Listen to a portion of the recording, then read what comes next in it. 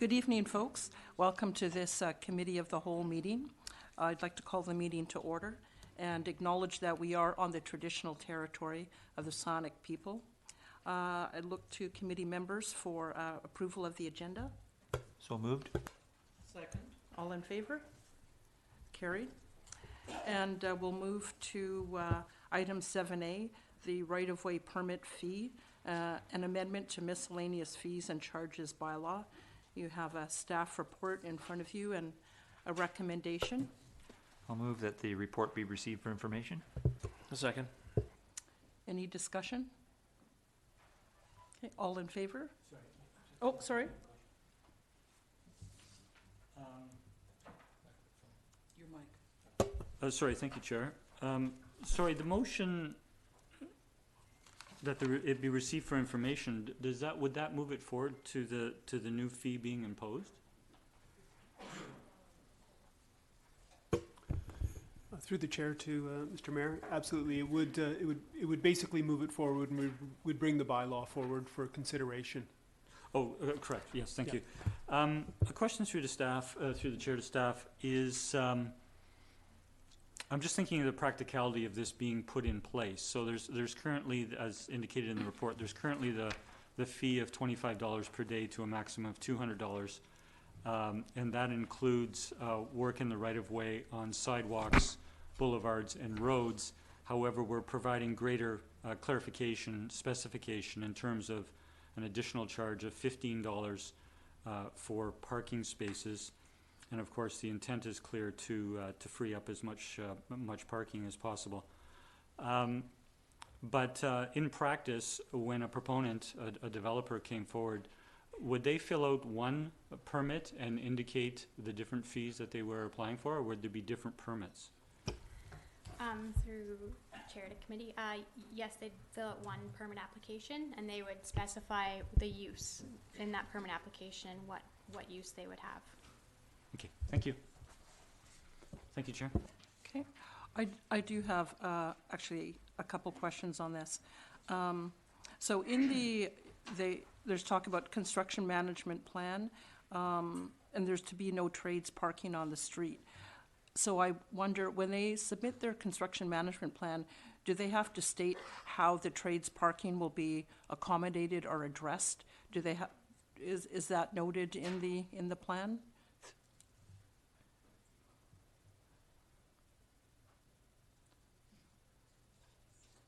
Yes, it is noted in the plan. Okay, great.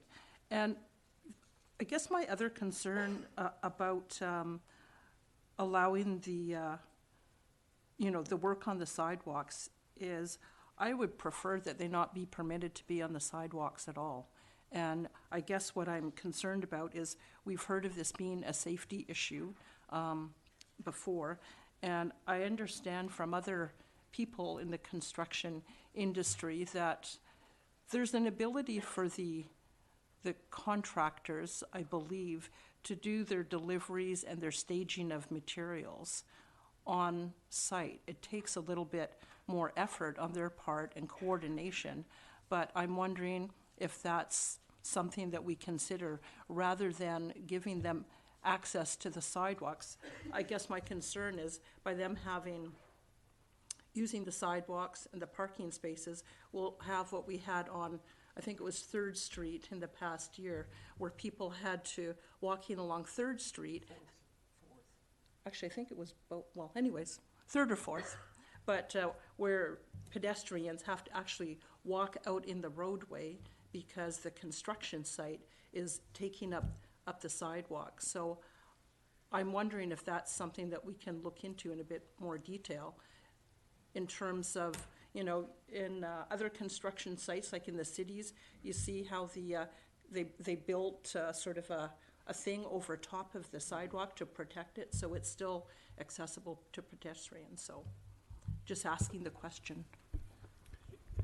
Yeah, thank you, Madam Chair. So in response to that, I think that is the intent of staff's ramped up sort of construction management implementation scheme, is to try to discourage use of the public sidewalks and to have protected covers, etc. I think there are extenuating circumstances. However, when Sidewalks may potentially be required to be closed, but I can let staff speak to those additional circumstances. But again, that is the intent of the new construction management requirements. To address that further through the chair, yes, sometimes if buildings are proposed or being constructed very close to property lines, then there's simply no space on site to accommodate those items during the initial phases of construction, so some things do have to move out into the boulevard.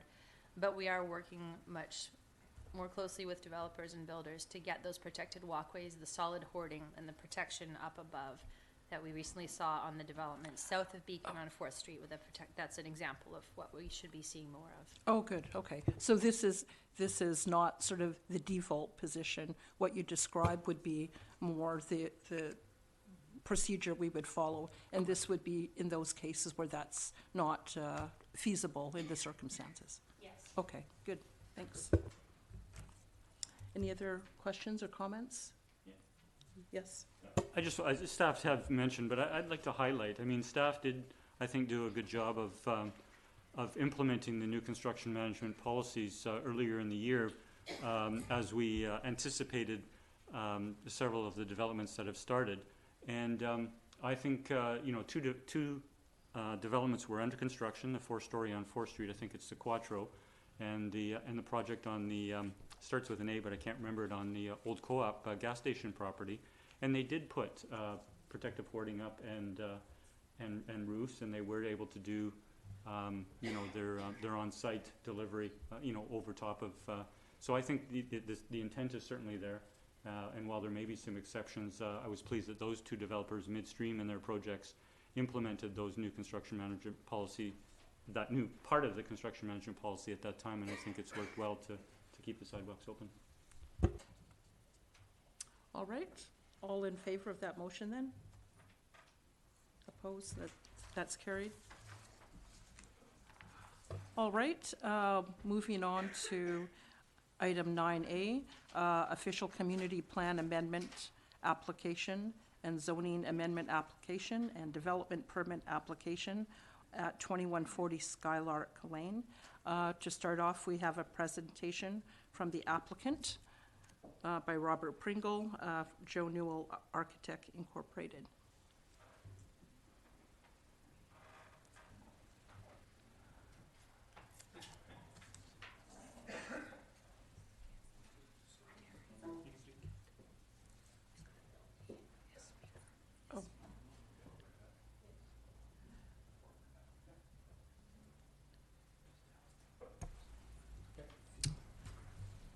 Thank you, everyone. Excuse me if you can't hear me. My voice is a little rough. My daughter decided to bring something home from preschool. So, my name's Rob Pringle. I'm a senior technologist at Joe Newell Architect. I'm the project lead for 2140 Skylark Lane.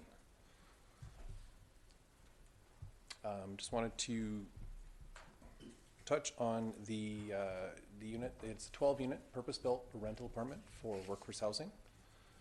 And just want to talk on the purpose-built rental part of it. This is the Town of Sydney's Housing Needs Assessment Report that you guys are all very familiar with.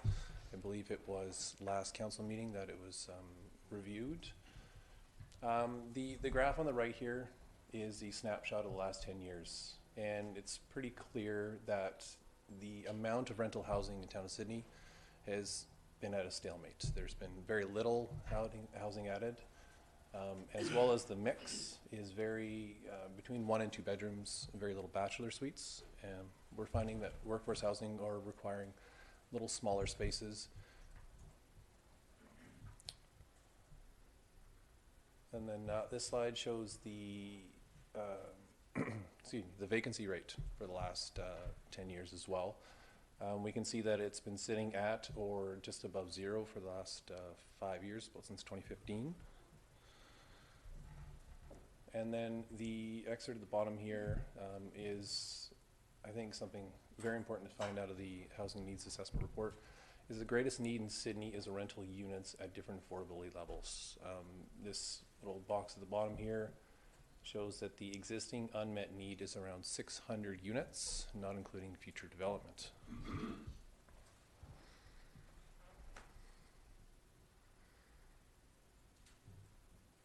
So what we're doing or proposing for workforce housing rentals is to support the workforce, the people working at the local bakeries, Starbucks, gas stations, people working at the airport, people that aren't necessarily in a position to purchase a home.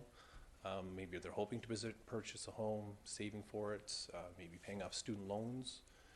So the goal is to keep more money in their pockets by proposing better housing, more attainable rents by proximity to employment, reducing the amount of cars, the additional costs associated with having cars, fuel, insurance, maintenance, reducing CO emissions, as well as being a part of the community that they serve. So if there's a lot of workforce in the area that are commuting from the West Shore, Colwood, Langford, other municipalities where their money goes a little bit further. So we would like to have the workforce in Sydney stay in Sydney, be a part of the community, and support the people that they're working with. This is the proposed development site, 2140 Skylark Lane. It is a existing two-story home in the top right-hand corner. It is currently zoned R2, single and two family dwelling units. And it is in Sydney's west side. The Sydney's west side is been a hotbed the last couple of years, including the new West Side local area plan that was just adopted in, I believe, October 2017. Little snapshot of it, there are 120 households, 280 residents, 135 businesses, and over 1,500 employees. And that number keeps on growing every single year, especially with the success of the businesses that are on the west side. I mentioned the West Side Local Area Plan. It envisions is the blueprint for moving forward the West Side. The document was prepared through input from the residents, employees, landowners, and other stakeholders through surveys, idea fairs, workshops, and the idea galleries. The report highlighted 6 key changes for the West Side, the number 1 being the mixed-use village.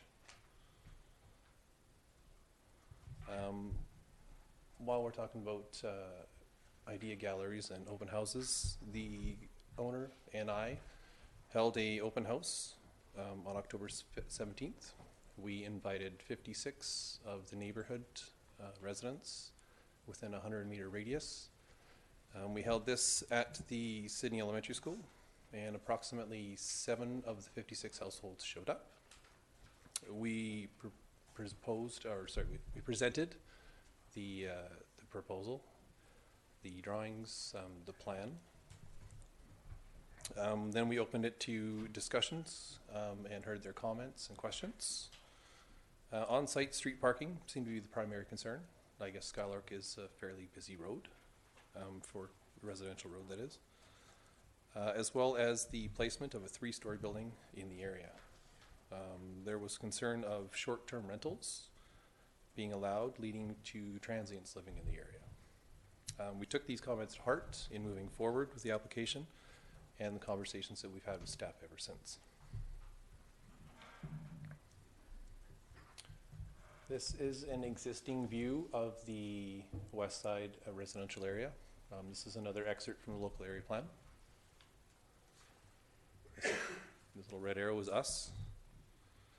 And in the local area plan, it calls for the initial redevelopment, which includes the boulevard enhancements, the pocket park along Galleran Road, the highway multi-use path, and I believe actually some of this might be under construction now, and the first redevelopment of some of the houses. You can notice that the bigger buildings, and again, this is us. This is the proposed site plan.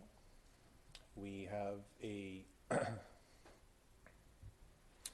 oriented the building to face forward towards Skylark Lane to address the front. We are retaining an existing established hedge line along the east property line. We have 12 parking stalls, 5 of which are partially covered by the second story of the building, as well as a sunken front patio with permeable pavers. We have stamped and colored accents throughout, as well as intensive landscaping and screening. The first floor plate is approximately 1,850 square feet. We also have a short-term bike rack at the front, which is conveniently located at the front to be used by visitors and patrons. The parking area lighting was looked at very closely in order to reduce the amount of light spilling onto the neighbors' properties. It is this small little circle at the bottom next to the hedge. We intended to use the hedge as partial screening as well from the neighbors so that any light wouldn't be spilling back over it. As I mentioned, it is currently zoned R2. It's just a quick slide showing that we could, under the current zoning, build a duplex of 2.5 stories with 30% coverage and a total floor area of 669 square meters. And it could reach a height of 9 meters with a roof pitch over 3 and 12. It would have a 7.5 meter front yard setback, a 6.7 meter rear yard setback, and 1.5 on each side. Our 12-unit walk-up apartment is 3 stories. It also has 30% coverage. It has the total floor area of 623 square meters with an FSR of 0.83 to 1. We are proposing a 9.45 meter building height and a overheight 3.69 meter ground floor height.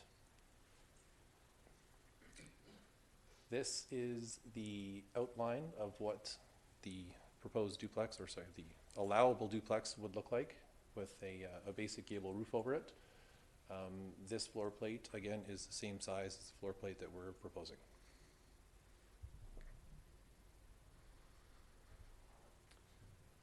This is an excerpt from the West Side Local Area Plan and what is recommended for the mixed-use village.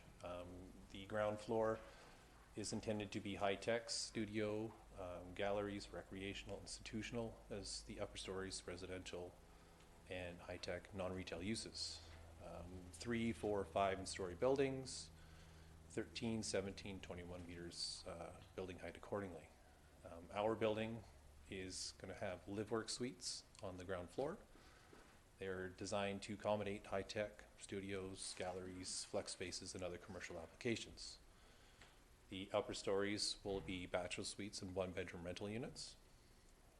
Again, it is 3 stories, 30% coverage. The 2 live-work suites at the front have overheight ceilings, and this was due to give a commercial feel. You know, you can't really have a commercial space and a low ceiling, so we did expand the height as well.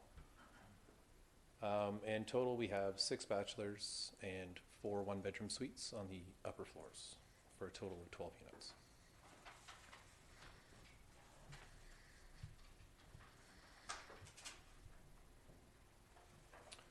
This is the proposed first floor layout.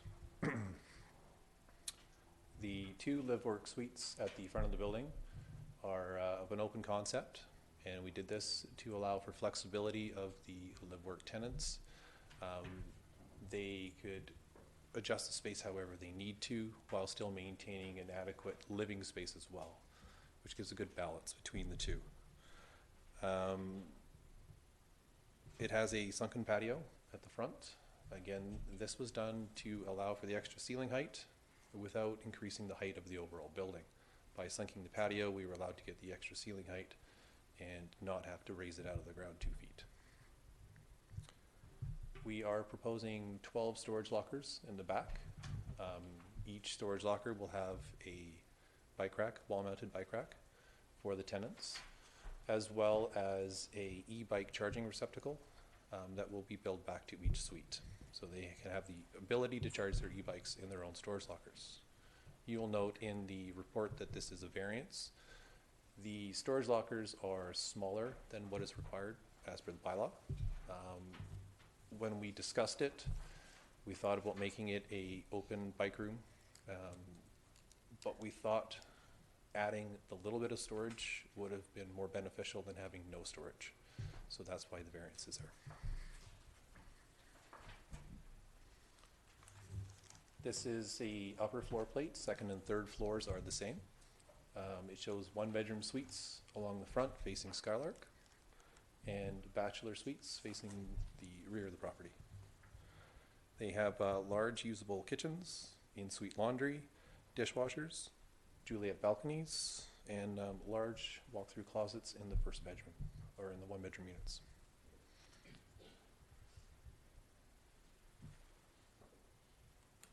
This is the proposed front elevation.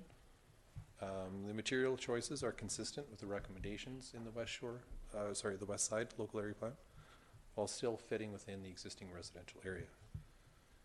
We've used storefront glazing along the lower floor for the live-work suites,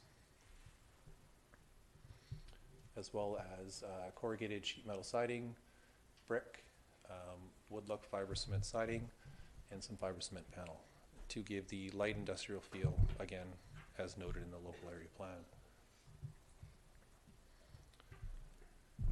These are the remaining elevations. The 2 side elevations, you'll note, have piano windows. These are the rear suites. The piano windows are the little skinny ones. They offer a lot of natural light into the suites while still protecting views into neighbors' properties. So no big windows on the sides so that they're not looking down into everyone's backyards, but they're still taking advantage of being on the ends and allowing that natural light in. You can see the partially covered parking at the back, and the partially covered parking at the back allows for an opportunity for those 5 parking stalls to house electric car charging stations. We've chosen durable finishes, which require little maintenance, keeping the building looking new for years, as well as keeping the operational costs lower, which in turn will keep the rents lower. This is a building section through the site, showing the sunken patio, the extra height of the live-work suite, and the overall flow of the common spaces.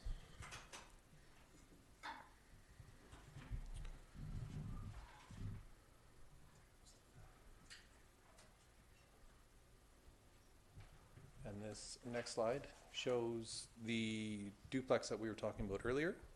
This is the 9-meter allowable height of a 2.5-story duplex with a simple gable roof. So as you can see, the massing of what is allowable to build now under the duplex is not that different than what we're proposing.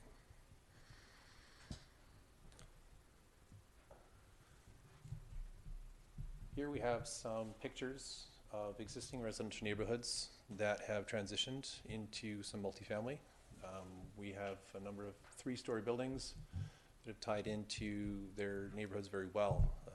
1, 2-story homes. It's a transition, is what it is. So I'd like to thank you for your consideration of this proposal. On behalf of the whole team, we're very excited to continue working with the town, their vision of the West Side, and providing rental units for the betterment of the workforce and Sydney as a whole. Thank you. Thank you. Committee, I'll open it up to questions. Councillor Garnett? The main question I have is, what are your estimated rents? I have that answer.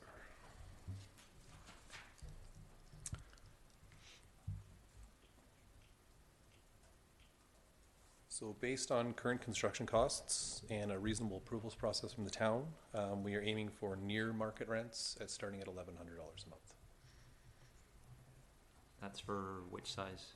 That'd be for the bachelor suites. And the 1-bedrooms? Not sure.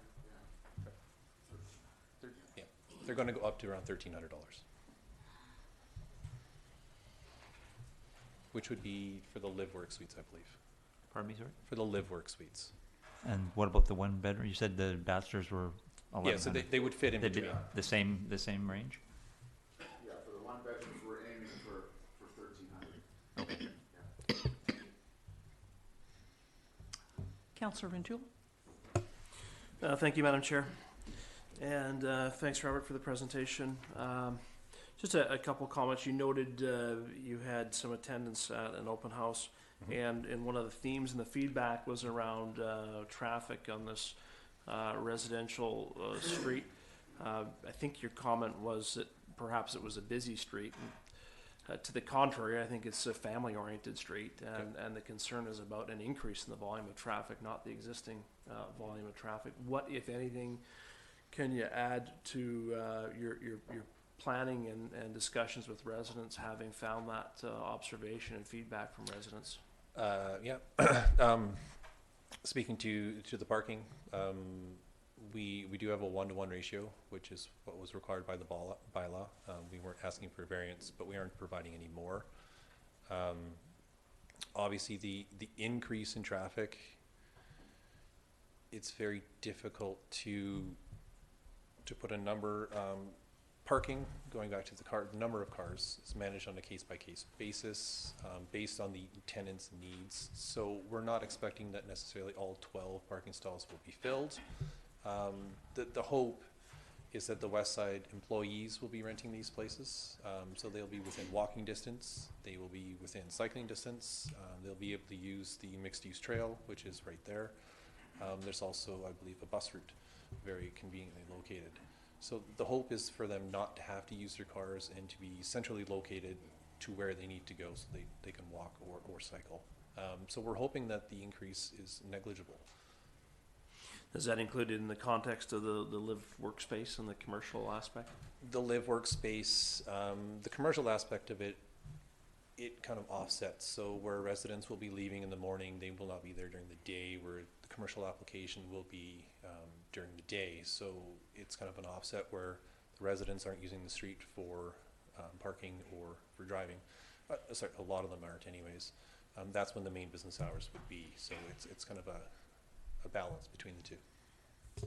Robert, can you go back one slide? Sure. Yeah, the shot on the bottom there of sort of a 3-story unit in a sort of residential neighborhood.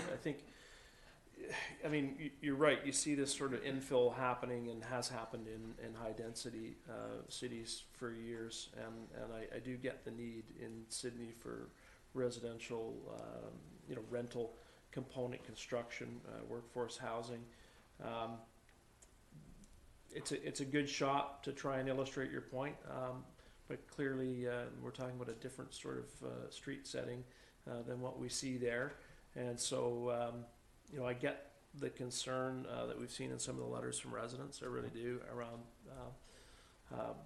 this being perhaps imposing on the street. And can you tell me, in your experience and the work that you do, have you led other projects of this nature in the immediate area, either on the peninsula or elsewhere in the CRD?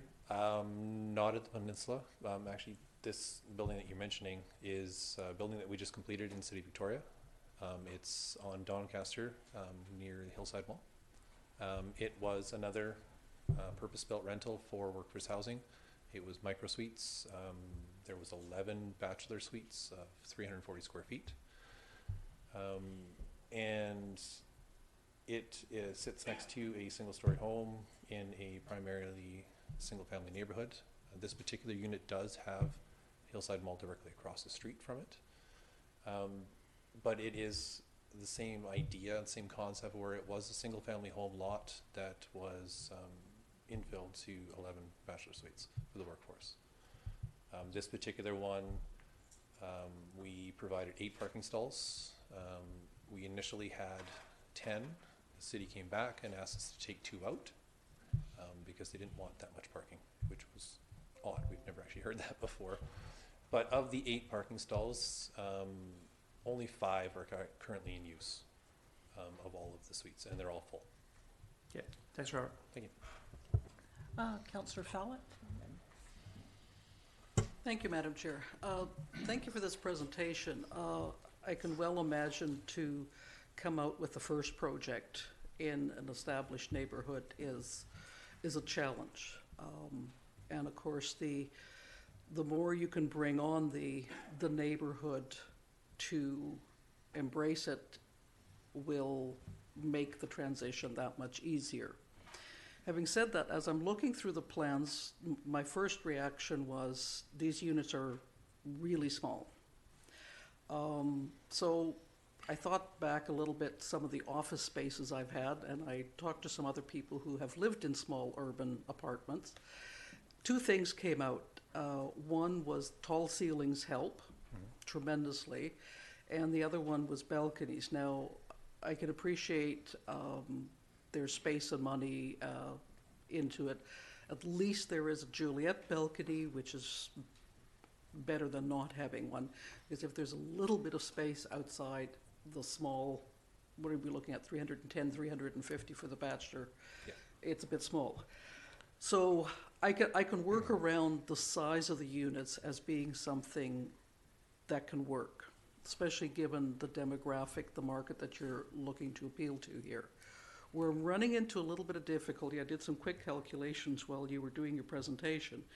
You were citing bakery, gas station, baristas, etc. Well, we're basically looking at minimum wage, $13.50. That comes out to $543 a week. So that's 2 weeks' pay to pay the $1,100 rent, and they're still short. They haven't come up with hydro. They haven't paid for their phone, etc. So I'm having some difficulty between the demographic that you are shooting or including in the mix. I don't think we're going to be hitting that demographic at $1,100 and $1,300. It just doesn't work, and they're certainly not going to then have a car. Yeah. If they're left over with possibly $800 a month by the time they get their groceries and all the rest of it, it's just not going to happen. So the cars are going to be the least of the problem, if that's who ends up renting. So I'm just, if you're going to make that presentation, I think you might want to rejig who it is you're pitching for, because reality is that's not. It would be great because we need housing for them, but I don't think that that's going to fit. And I also note that you don't have anything in there for adaptable units. Is there something you can speak to that on? Sure, yep. I'll go back to your first comment about balconies. The Juliet balconies we find work very well in these situations.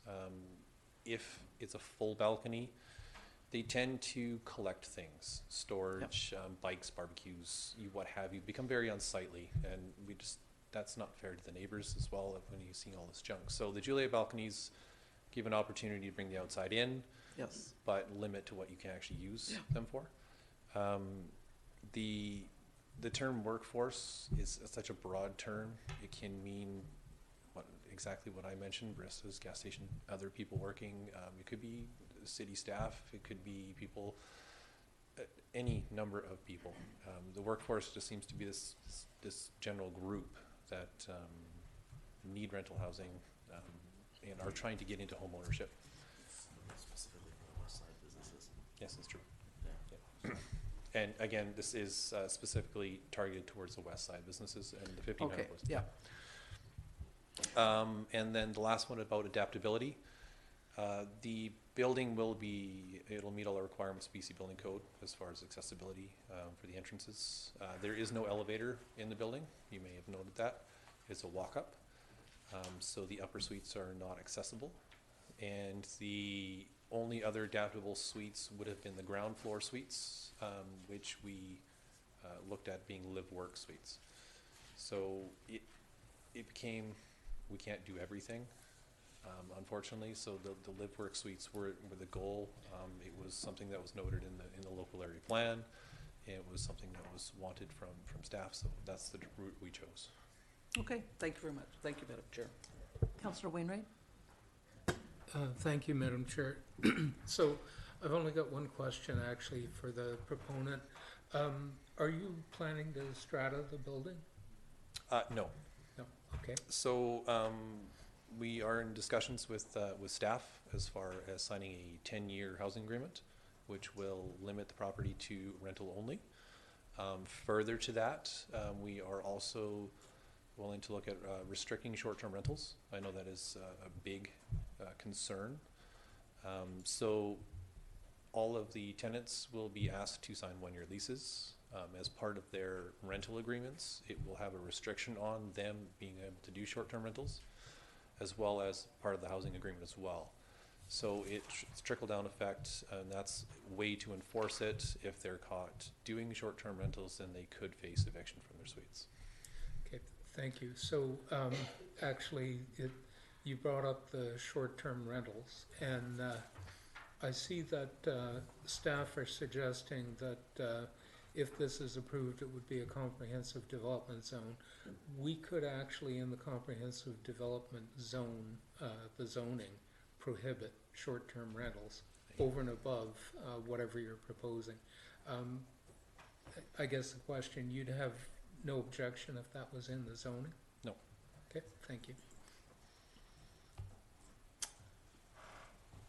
Yes? Go ahead. Thank you, Madam Chair. Thank you for the presentation. I want to go to the 3 variances that are being requested. And if you could speak to the first in terms of the width of the two-way driveway aisle, reducing it from 5.5 to 3.5 meters. Presumably you would not be able to provide the square footage, number of units and square footage if you were to meet the requirement for the driveway? That is part of it. So I'll just see if I can.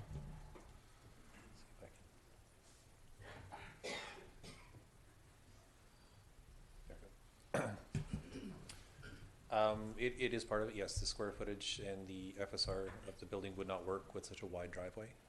The other part of it too is, again, we are the first ones in. We are a transition building.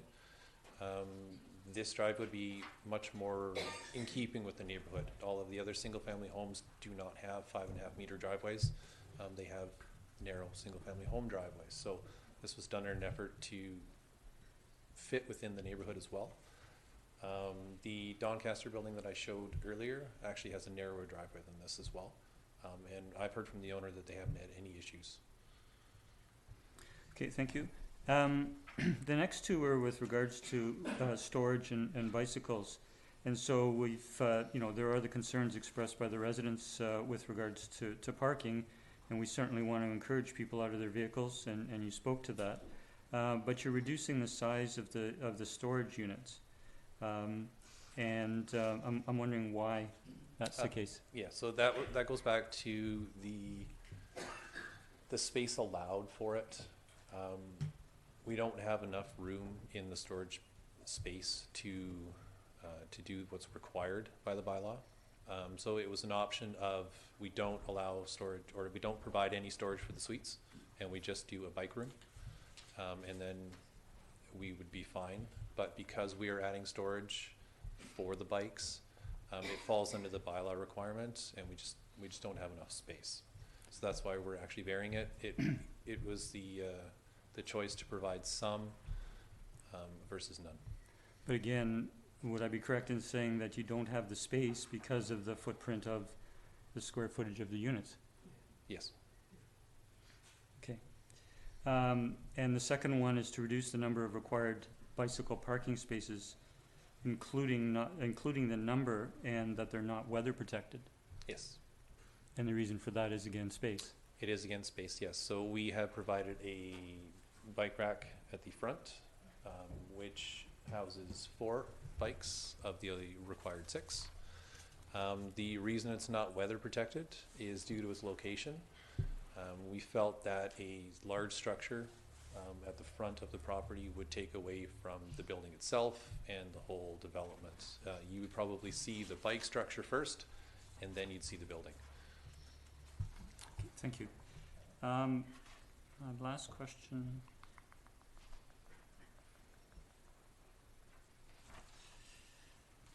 Bear with me for one moment here. Oh, sorry, is further to Councillor Fowles' question, or sorry, Councillor Garnett's question with regards to the rents. And you use the term near market rent for the bachelors, which are going to be close to 300 square feet, and the 1 bedrooms that are going to be close to 470 square feet. what do you consider to be market rents in the Sydney area for 300 square foot bachelors and 470 square foot one bedroom? To be honest with you, I don't know the current market rents. The near market term was taken out of the needs assessment report. We are aiming for, again, based on construction costs and how soon we can get into the ground, they're all variables. But yes, I don't know current market rents for bachelor suites. Again, going back to the previous slide, there's only 5 bachelor suites in the town of Sydney, and I'm assuming that they're probably not for rent. So how are you using the term, as you did in your presentation, near market rent? Yeah, we're aiming. I realize that's a term out of the housing needs assessment, but how are you using the term? That's the goal of the project, is to be under market. So the near market, we're not affordable, but we don't want to be market. We want to be near market, trying to get as low as possible. Okay, thank you. Councillor Duncan? Sorry, I got sidetracked because I know in our housing report it does have what the market rents are. I was looking that up. I guess 2 questions. So the first one is, it's just a cul-de-sac in a residential area, and so I'm wondering why you decided to go with live-work units right off the bat, and why not simply go with a walk-up apartment building? We haven't heard about a limitation in commercial space on that side. It's mostly just a limitation in housing. And just anecdotally from when we did the tour of industry on that side, it was family housing. So it seems like it would have provided more of a benefit to the housing if we'd had more spaces with more bedrooms rather than the commercial. So I'm just wondering if you value, if it was purely just affordability of the construction for this building that you needed to be able to get in those commercial space, or? It was in a reaction to the local area plan and the mixed use concept throughout the village. We're trying to fit into the existing neighborhood the way it is now, but we also want to fit into the future mixed use village and its grand scheme. And one of the biggest things for the mixed use village was mixed use and live work suites. It seemed to be the best fit for what is there now and how it will fit into the future. Okay. And so the second question is, we have one of the letter writers says that they got the notification for the open house you held on the night before the open house. Was that the first notice they got, or was that just going to invite the night before as a reminder?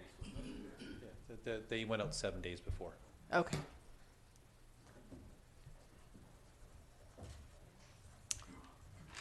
Is that it for you, Councillor Duncan? For now. And Councillor Fallon? Thank you. Just one follow-up, practical question. I don't see hot water tanks in the units, but you've got the are you looking at a central boiler? Hot water We on- haven't looked into it in detail. The units themselves lend to a smaller, we call them lowboy tanks, which are hideable in millwork units. Again, going back to the Doncaster, using it as a concept, there were small tanks in the closets, and then there was millwork above Okay, for okay. towels and such.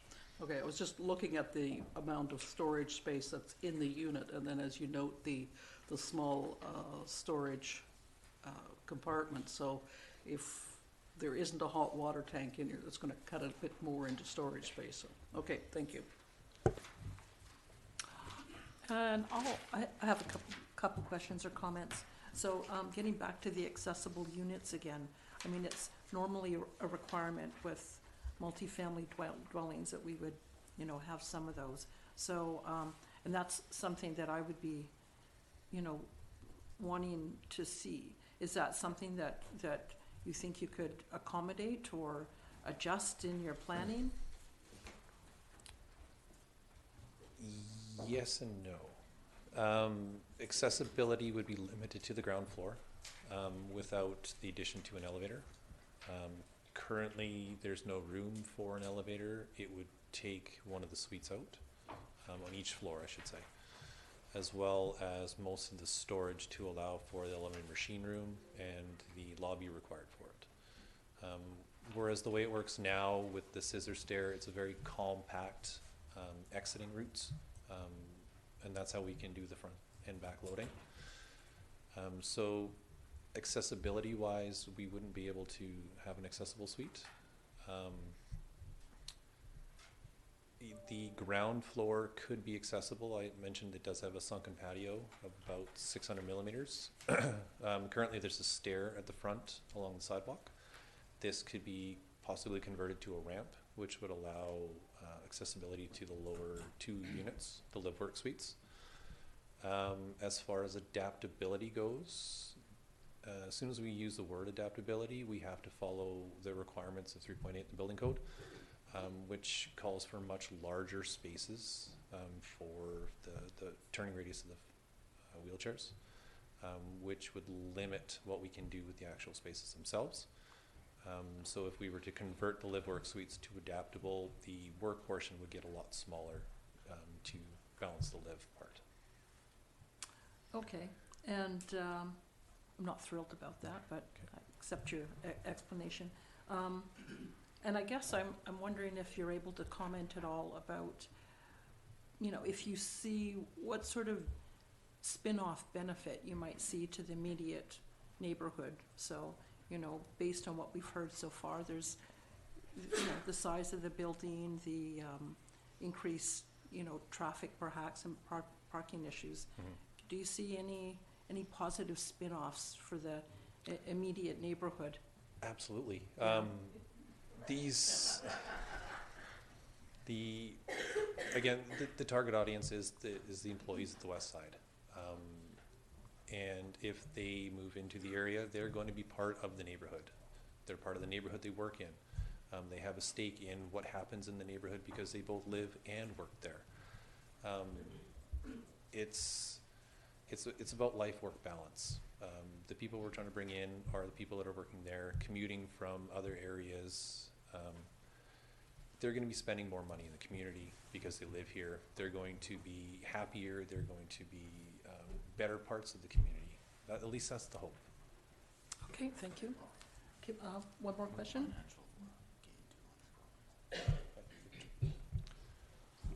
Yes, and sorry, one more benefit of the direct area is as soon as developments do happen within the west side, the property values will go up.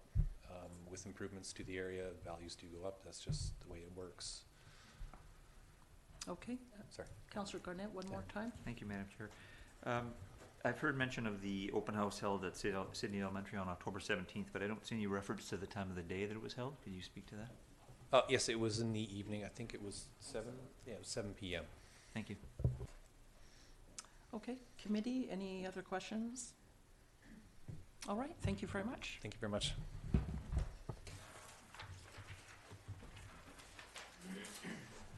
So next we'll proceed to public participation period that's focused on this project. The amount of time normally allocated is 10 minutes overall. So individuals who would like to, thank you, there. Individuals who would like to make comments to council on this project can come forward to the mic, state your name and your address, and we ask if you can to keep your comments to about 3 or 4 minutes per person, just so we can, it looks like there might be a few people here that might want to speak, so we'd like to give everybody an opportunity. So if you care to come forward.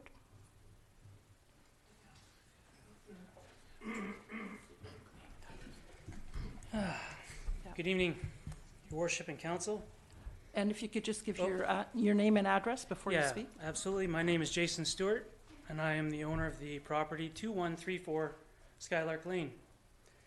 And our purpose for being here tonight is to obviously give you some our history here in Sydney and our 2 main objections, and I'll try to be as quick as possible so everyone gets to speak. Myself, like I said, Jason Stewart, my wife, Julie, born and raised here in Sydney. We bought our house 15 years ago. We've raised 3 children who are in our school system. Our oldest graduates from Parkland this year. We're all employed within the Sydney area. I'm employed by the Government of Canada as an inspector and regulator for the Minister of Transport. My wife works in Sydney, and my kids, well, they work in some of our famous Beacon Avenue coffee shops. Those kids cannot afford $1,300 a month in a Tesla down in the electric vehicle charging station proposed in this unit. To finalize our commitment to the community here in Sydney, I'm now come up to my 5th year with the Sydney Fire Department as a volunteer firefighter under the outstanding leadership and guidance of Chief Mickelson.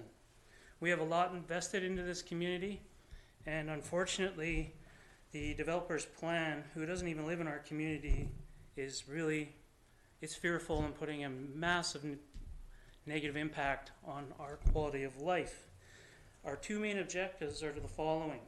Obviously, we have a massive loss of privacy. My house would be right here, with my bedrooms back here. And you can see I have a 12-lot parking lot in my backyard. Those 12 cars are going to be coming and going all hours of the day. Doors slamming, engines starting, people conversing, maybe a diesel in January and a Harley in the summer. And what that does to us and our privacy and our sleep patterns, with all that in our backyard, it's really concerning. We have 12 cars bringing an excessive amount of traffic to our quiet street, and our children will no longer be playing hockey or riding bikes on the street. Very sad for kids that grew up in Sydney. We'll leave it at that. Our second concern is that we feel it seriously contradicts the OCP and the LAP, the West Side Plan. If you look, and I'm sure you're all familiar with the Local Government Act, Chapter 1, Part 14, Division 4, Section 478, Subpart 2 Alpha. All bylaws enacted or works undertaken by a council after the adoption of an official community plan must be consistent with the relative plan. If you go to both the OCP and the West Side LAP, they both clearly state that all redevelopment must happen from north to south. The OCP, Section 9.3.10, page 36, Figure 2 on page 38 of that plan. You can see in the diagram, Skylark, we're in subpart 4. There's 1, 2, and 3 before you get to 4. Both documents, even the West Side Plan, page 17, clearly states the caveat to all redevelopment is it must occur north to south, block by block. Both documents say the same thing. The OCP, it even states in the West Side Plan, the OCP remains overbearing. Overarching bylaw where conflicts arise, the OCP takes precedent. Well, they both say the exact same thing. And that's what we oppose. The West Side Plan says parking.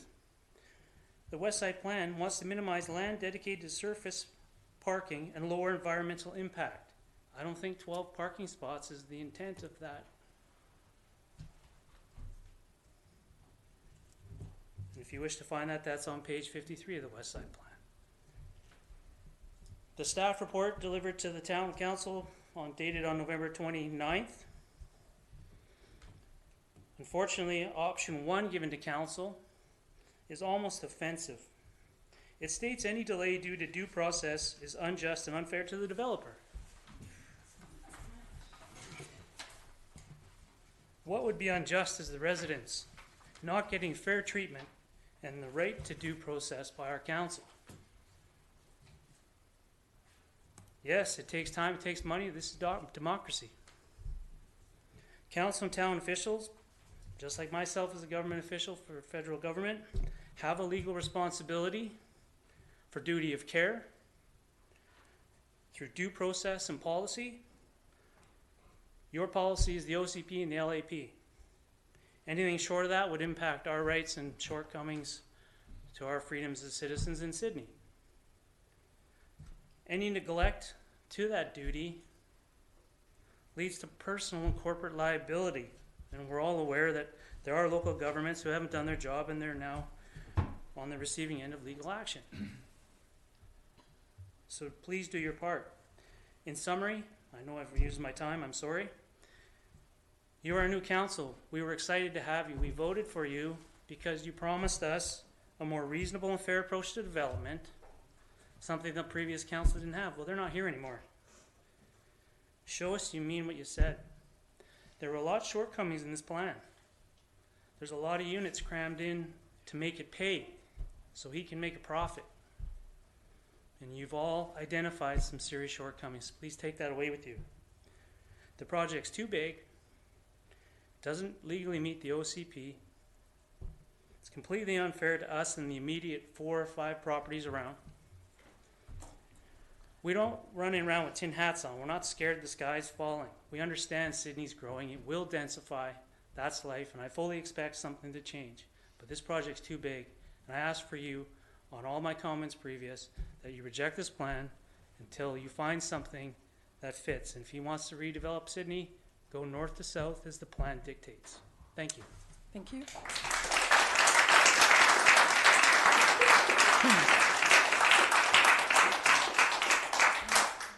So, state your name and your address, and trying to keep it to 3 or 4 minutes. No problem. If you can. My name is Sandy Howarth. I live at 2162 Jan Place. So first off, I wanted to thank Mayor and Council for your thoughtful questions tonight. I thought that you raised a lot of the concerns that many of the residents had written in emails and letters to you, so thank you for that. One of the questions that wasn't raised today was I was wondering about the impact on our sewer systems and our water usage to go from a property that is one house, let's say 2 toilets, to a property now that has 12. So that was one of the things I didn't think was raised. The other part I wanted to clarify was the notification for the open house, and I wanted to thank the staff of the town of Sydney for recommending that another open house be had. Our street, John Place, received our notification between the hours of 4 and 6 p.m. the night before.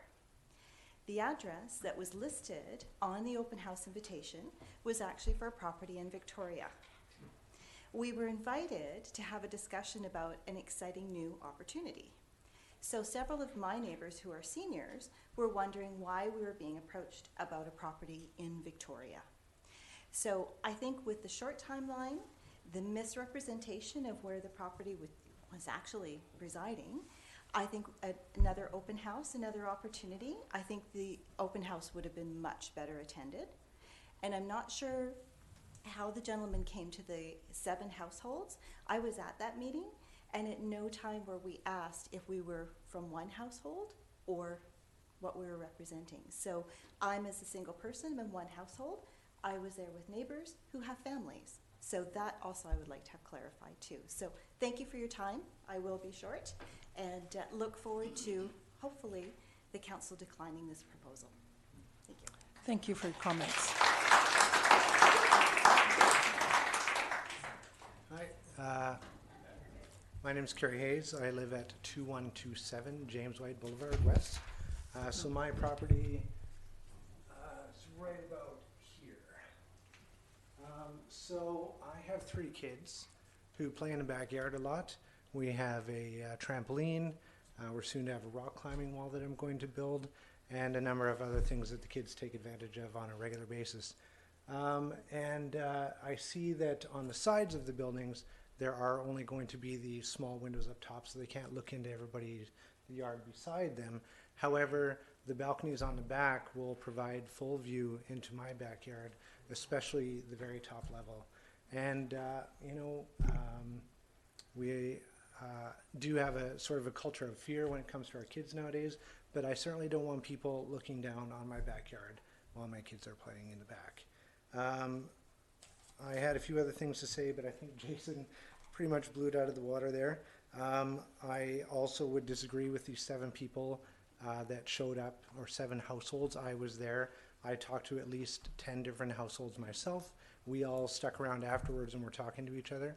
And there was anecdotal evidence from other people that they also did not get the notification with very much time to prepare. The last thing, the shade of this monstrosity. You can use an online tool to determine what the shade is going to be in the north end, depending on the time of the day and the time of the year. And at the height that is going to be at, my backyard from about 1 o'clock will be in complete shadow for about half of the year. Not to mention, the person who's not here who lives beside me, I have a 2-story house. He has a 1-story house. His entire house is going to be in shadow half of the year because he is right behind it. So, you know, I know shadow doesn't necessarily come into it, but it's something to consider when you're talking about the quality of the life of the people that live around the building. Thank you very much.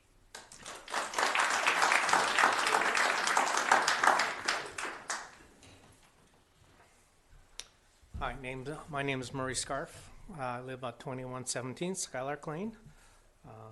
Thanks everybody for your contribution towards some of our concerns and what's being planned for the street. A couple of things that have raised my attention is, first of all, they talk about the amount of storage space. Based upon what I'm hearing for their plans, there's too many units and not enough storage space. I can see that being a huge problem.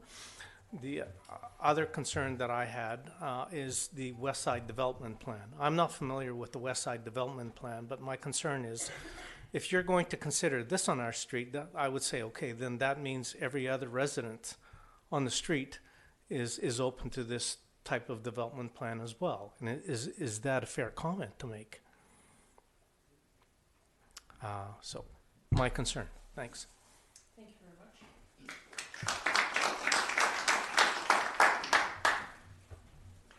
My name is Mark Hunter. I live at 2141 Skylark Lane. So my house is this one right here.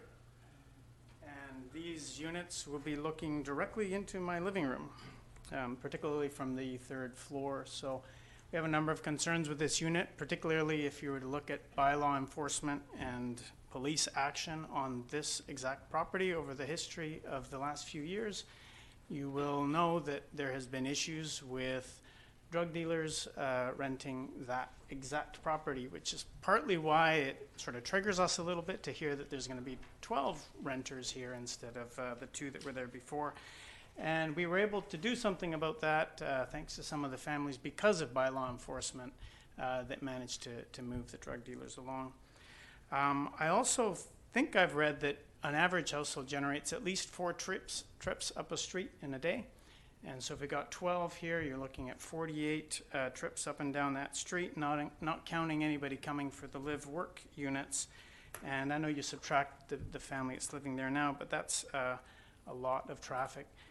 The street is already congested, so as was already mentioned, we're not against densification, but we think it should happen outside in rather than inside out. To put all the density right in the middle at the end of a cul-de-sac seems like the wrong place to start densifying the area. Thank you. Thank you.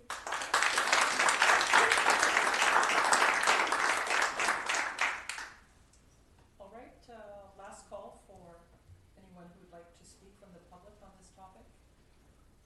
I can't get to the mic, but I think I can speak loud enough if I might, or would you like me to come to the mic? It's okay. Oh, yeah.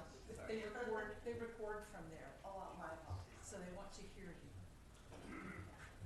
My name is Jan Pelton, and I live at 2116 James White Boulevard, which is one over from Skylark. And we just moved back to Sydney. We lived here for 17 years ago, and we're moved back to Sydney last year, and we're thrilled to come back.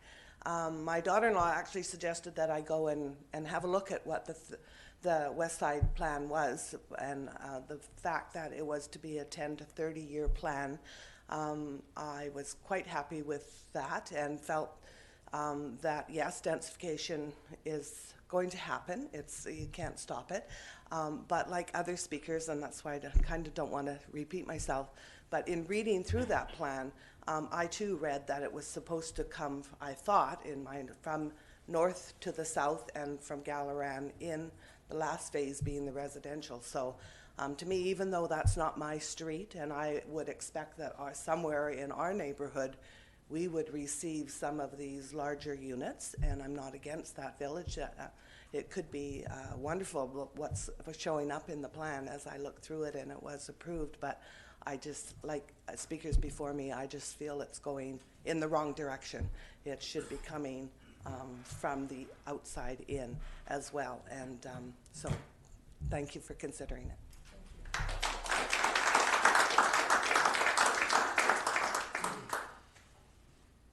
All right, I will draw our public participation portion to a close and wish to thank all of you for coming out and sharing your comments.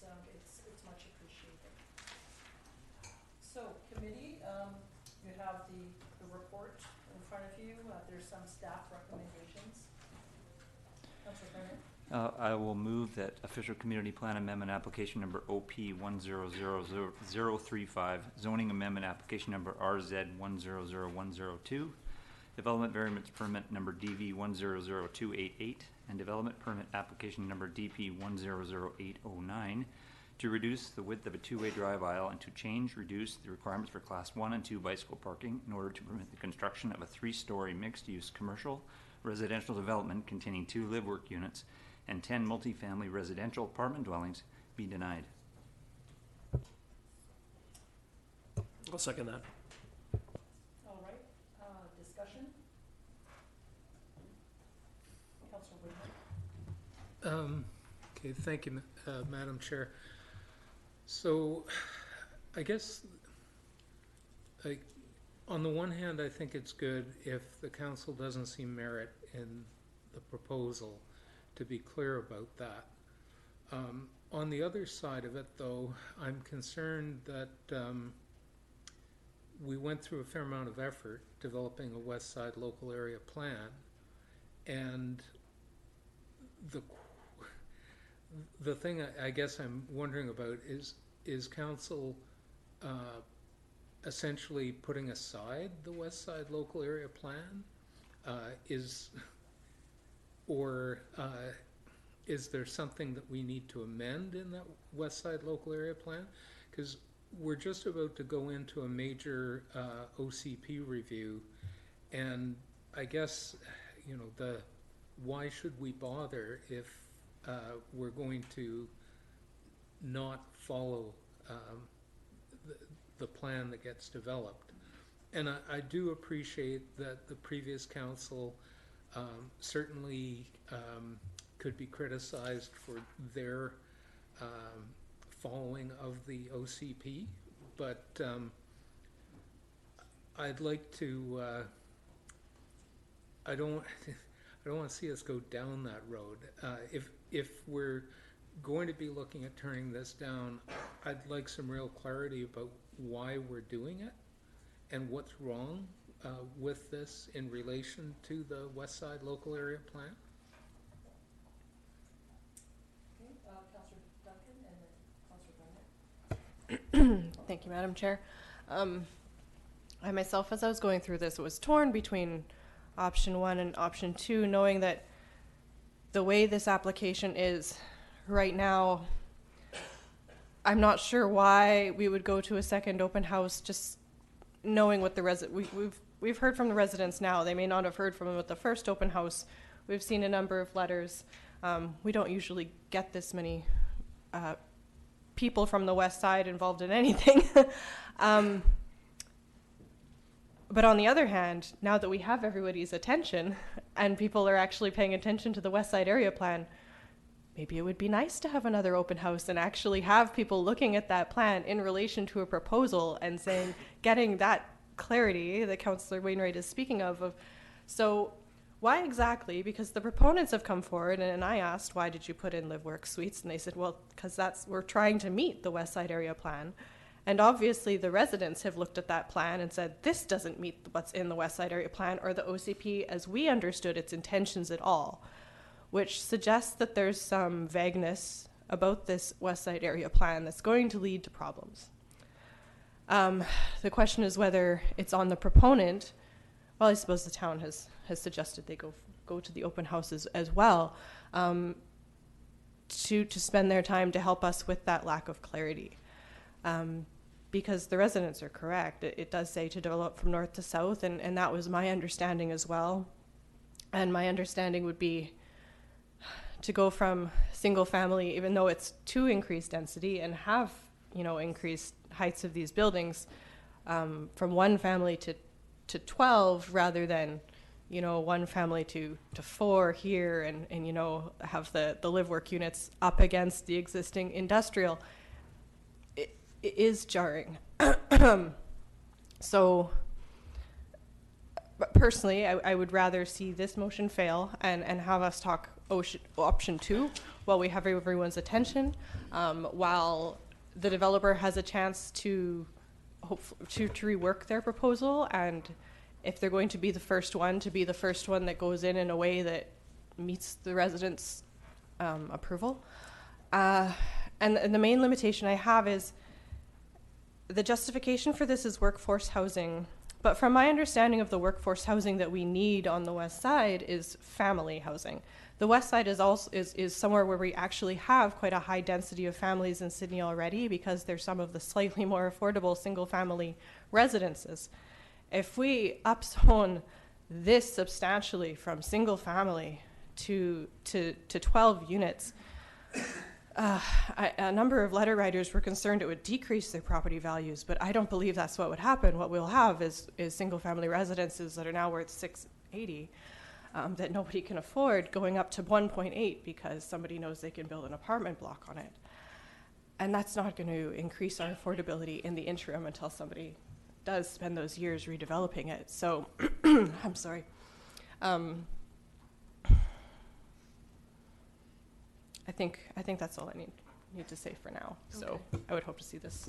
Comment from staff? Thank you, Madam Chair. If I can, could I please get clarity from staff regarding the suggested policy statement around going north to south? I guess, is it contained in West Lap, and or is it contained in the OCP currently, which is designated industrial, but an amendment is being proposed?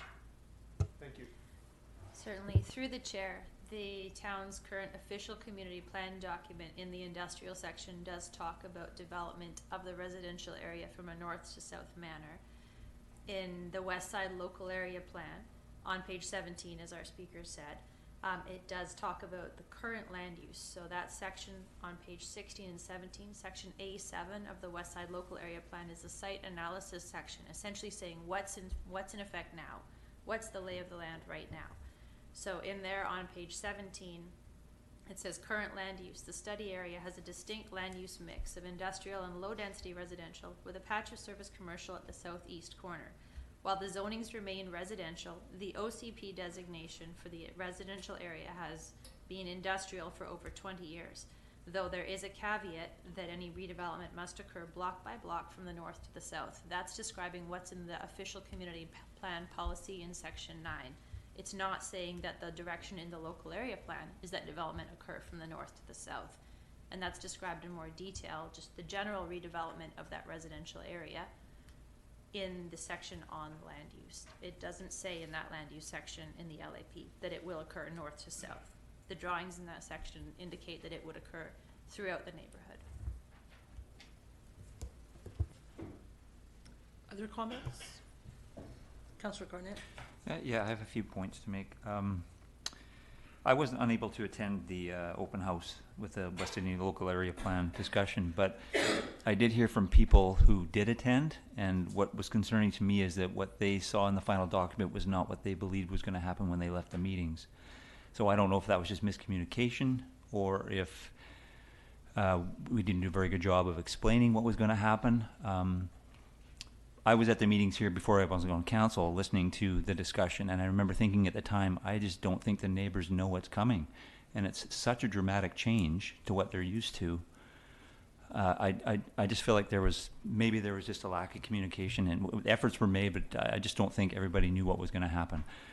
As far as the actual neighborhood itself, there are a great many cars that park on the street because there's many secondary suites in that neighborhood. I speak to this from personal experience. I'm there every day, and I drive through there every day. My concerns are around safety. a lot around safety. Adding this many more vehicles, potential guests, which there's no parking for, potential customers, which there's no parking for. There's children in the area that walk to and catch the school bus right on the corner of Galaran and Skylark at 2098 Skylark. And then they're kind of open to vehicle traffic, even though the parents are with them there. So I'm concerned about their safety with added traffic. I really do feel that this whole thing needs to take some kind of joining in with what's going to happen in 2023 in the road improvements and the sidewalk and the boulevard improvements, again on a safety perspective. And if at some point in the future we decide to ban the heavy trucks that go down that road regularly, and it's regular, and it is a safety concern for the people who live in the neighborhood. They don't go that slow, and it's a hazard. Also, we haven't even talked about the intersection where Galaran meets Beacon. And I can tell you from driving that is for me is one of the worst safety areas in our entire community for many reasons. One, you have to wait a long time, so people become impatient and take chances, which is not what you want to be doing.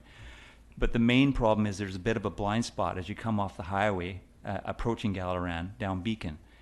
And the bigger issue is that people don't respect the speed limit. So you feel like you have time to pull out and turn because the car is just coming around the corner, but in fact they're doing 80 and they almost hit you. And I've seen so many near misses over the years. It's just a matter of time if you add more vehicle traffic till something's going to happen and it's going to be serious. So I think that although we want to develop the area, and I agree with what one of the letters said about going Beacon, Galaran in, makes more sense to me.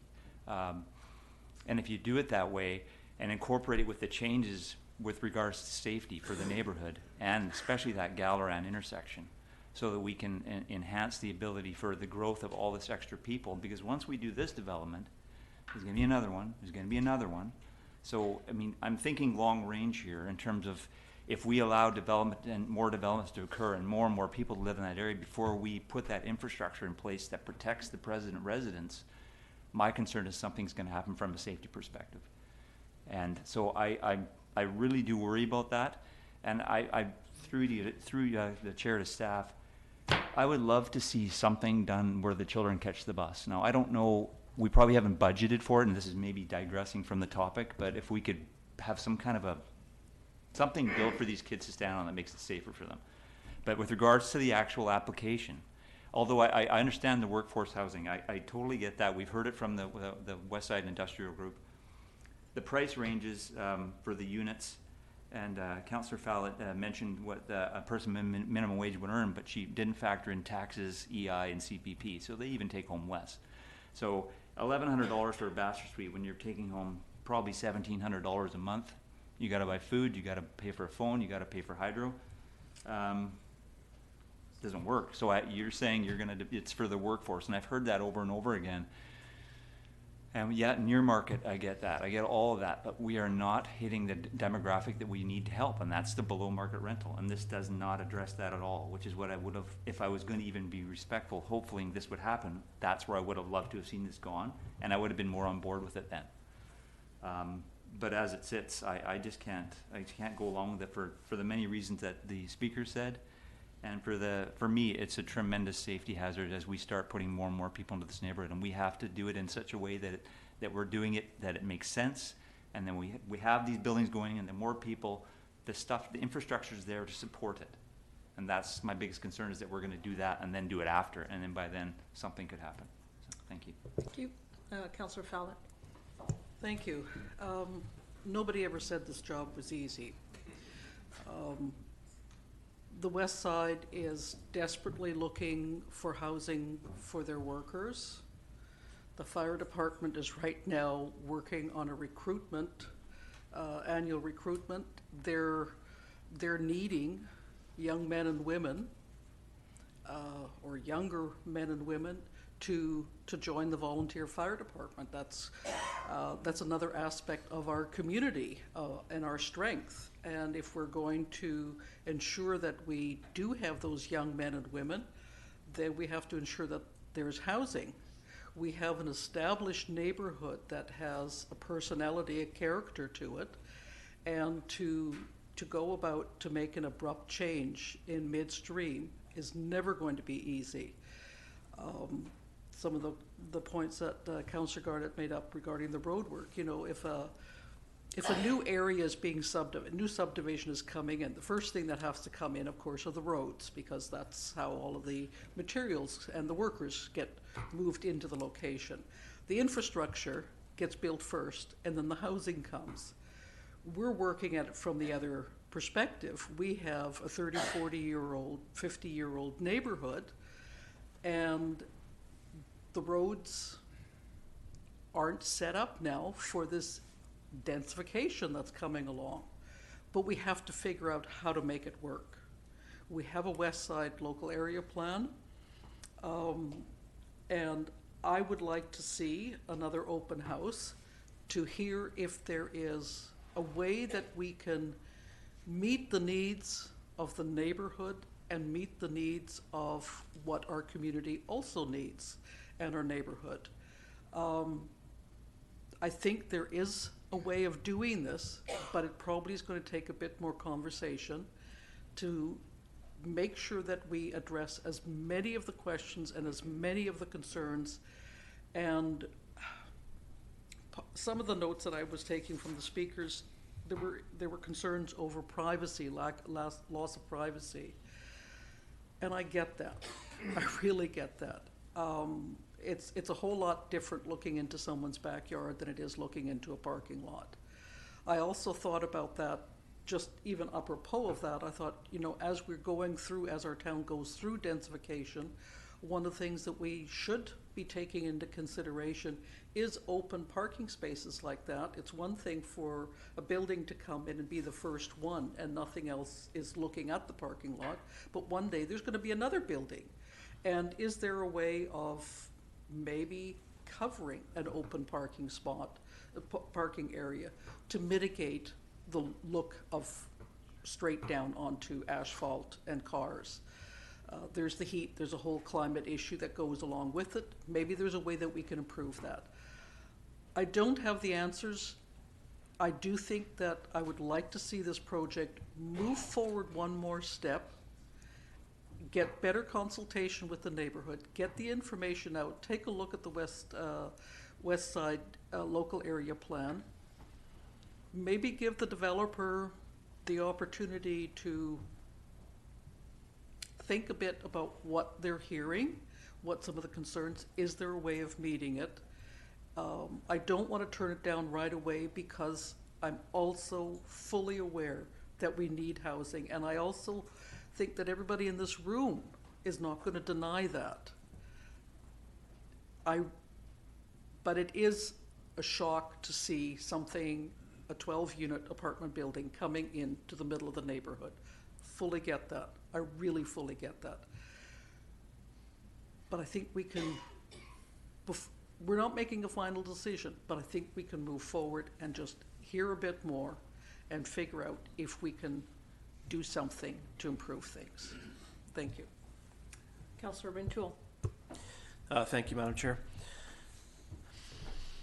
I seconded the motion, and I think, you know, I continue to support the motion from the standpoint that I can't help but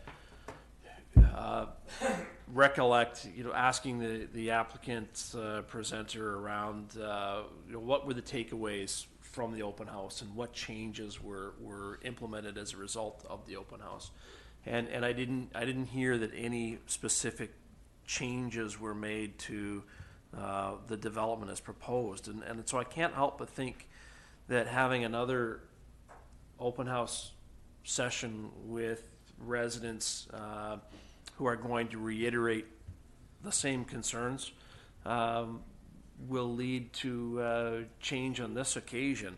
By denying the applications as they're presented today, it still provides the applicant an opportunity to go back to the drawing board and look at what may work in the minds and the context of what we've heard this evening. And so I just can't help but think that it might just be the fairest to all parties at this stage to go that route.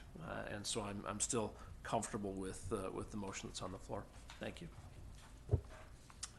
Mr. Mayor? Thank you, Chair. A number of comments, and but I'll start off with a question through to staff. And in the staff report, on page 5, it says, as part of the town's 2020 budget deliberations, the town's engineering department is proposing to contract out an infrastructure study to assess the infrastructure impact associated with implementing Westlap. So of course, this is the first multifamily replacing a single family on the street, but others will be others will follow at some date. And the question is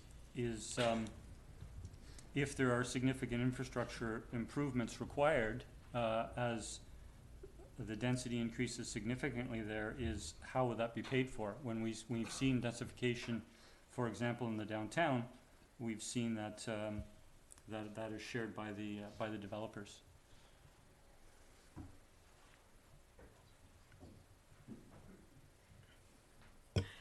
Through chair to committee, we'd look at following the same sort of model and having the developments pay for the required upgrades. But for this particular development being the first, there may be already adequate services there, but when the third one goes in, all of a sudden there's not. So the study that we'd be doing would be looking at the total development and looking at the requirements for all of the development that could happen in the area, and look at increasing capacity based on the total zoning for the area. And I realize it still has to go forward to budget deliberations and then fit into the operating plan for staff. But an estimated timeline, would that take all of 2020 to complete, possibly, or? It's hard for me to say right now. I'd say it would take a few months. Okay. Thank you.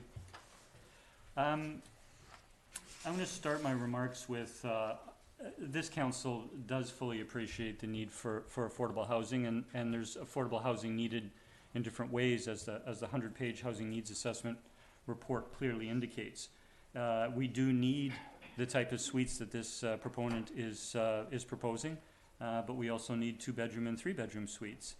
There is market level rentals that we purpose-built market level rents that we need in our community. As we get more of those units built, it will increase the vacancy rate and it will help bring rents down. We've been at a 0% vacancy rate for 5 years. It's going to take a lot to get additional purpose-built rental units such that the vacancy rate goes up and starts to moderate rents. I think the largest challenge with this particular proposal is the fact that it's happening on a single-family lot. And the residents might shudder, well, are you suggesting that they build even a larger one over 2 or 3 lots? And the neighborhood that I grew up in the 1960s and 70s, in about 1965 or 66, what they did was, I grew up on a street much like Skylark Lane, and at the edge of our residential area, which was on a street perhaps more similar to Doncaster across from Hillside Mall that the developer talked about, they built 6-story rental buildings. They had setbacks of 20 or 30 feet. Some had underground parking, some did not. When they built 2 of the units, what they did is they put the parking lots, surface parking lots, back to back for the 2 residential units, so they didn't impact the neighboring residential areas. So I get a little concerned when you take a single family lot and you come up with this proposal which is meeting a need, but you're creating a 12-car parking lot in the backyard adjacent to 3 other family backyards. So, you know, will one or more of those backyards transition sometime down the road? Perhaps, but this is the disruption, if you will, in the neighborhood with this first proposal. So my concern is that we're trying to do this and do a lot of things in the Westlap on one lot. And so, for example, I can see work-live spaces on Gallon, but I don't see work-live spaces on Skylark. One of the concerns when I was talking about infrastructure needs is, and I won't pose the question back through to staff, but at some point when a neighborhood gets busy, we build sidewalks. Skylark doesn't have sidewalks. And so at what point would you then, put in sidewalks? We need a walkable community. It's part of our climate adaptation. We need to be a more walkable community. We need to have storage lockers that can accommodate e-bikes, because that's a transportation mode that's going to increase over time to get people out of their vehicles. When I see a proposal that is cutting back on the storage units and the bicycle spaces and claiming that, you know, not as many cars will be needed, you need to incent people to get out of their cars. And if you provide the facilities in the residences for that, then that will help incent them. So I don't know that this proposal can be tweaked, even if you take out the work-live spaces, even if you reduce it by a unit or something like that to put in proper storage units. But I think the challenge is it fitting on a single lot in this neighborhood. And to the presenter's comparison or presentation that this was seemed to be an excellent infill on Doncaster.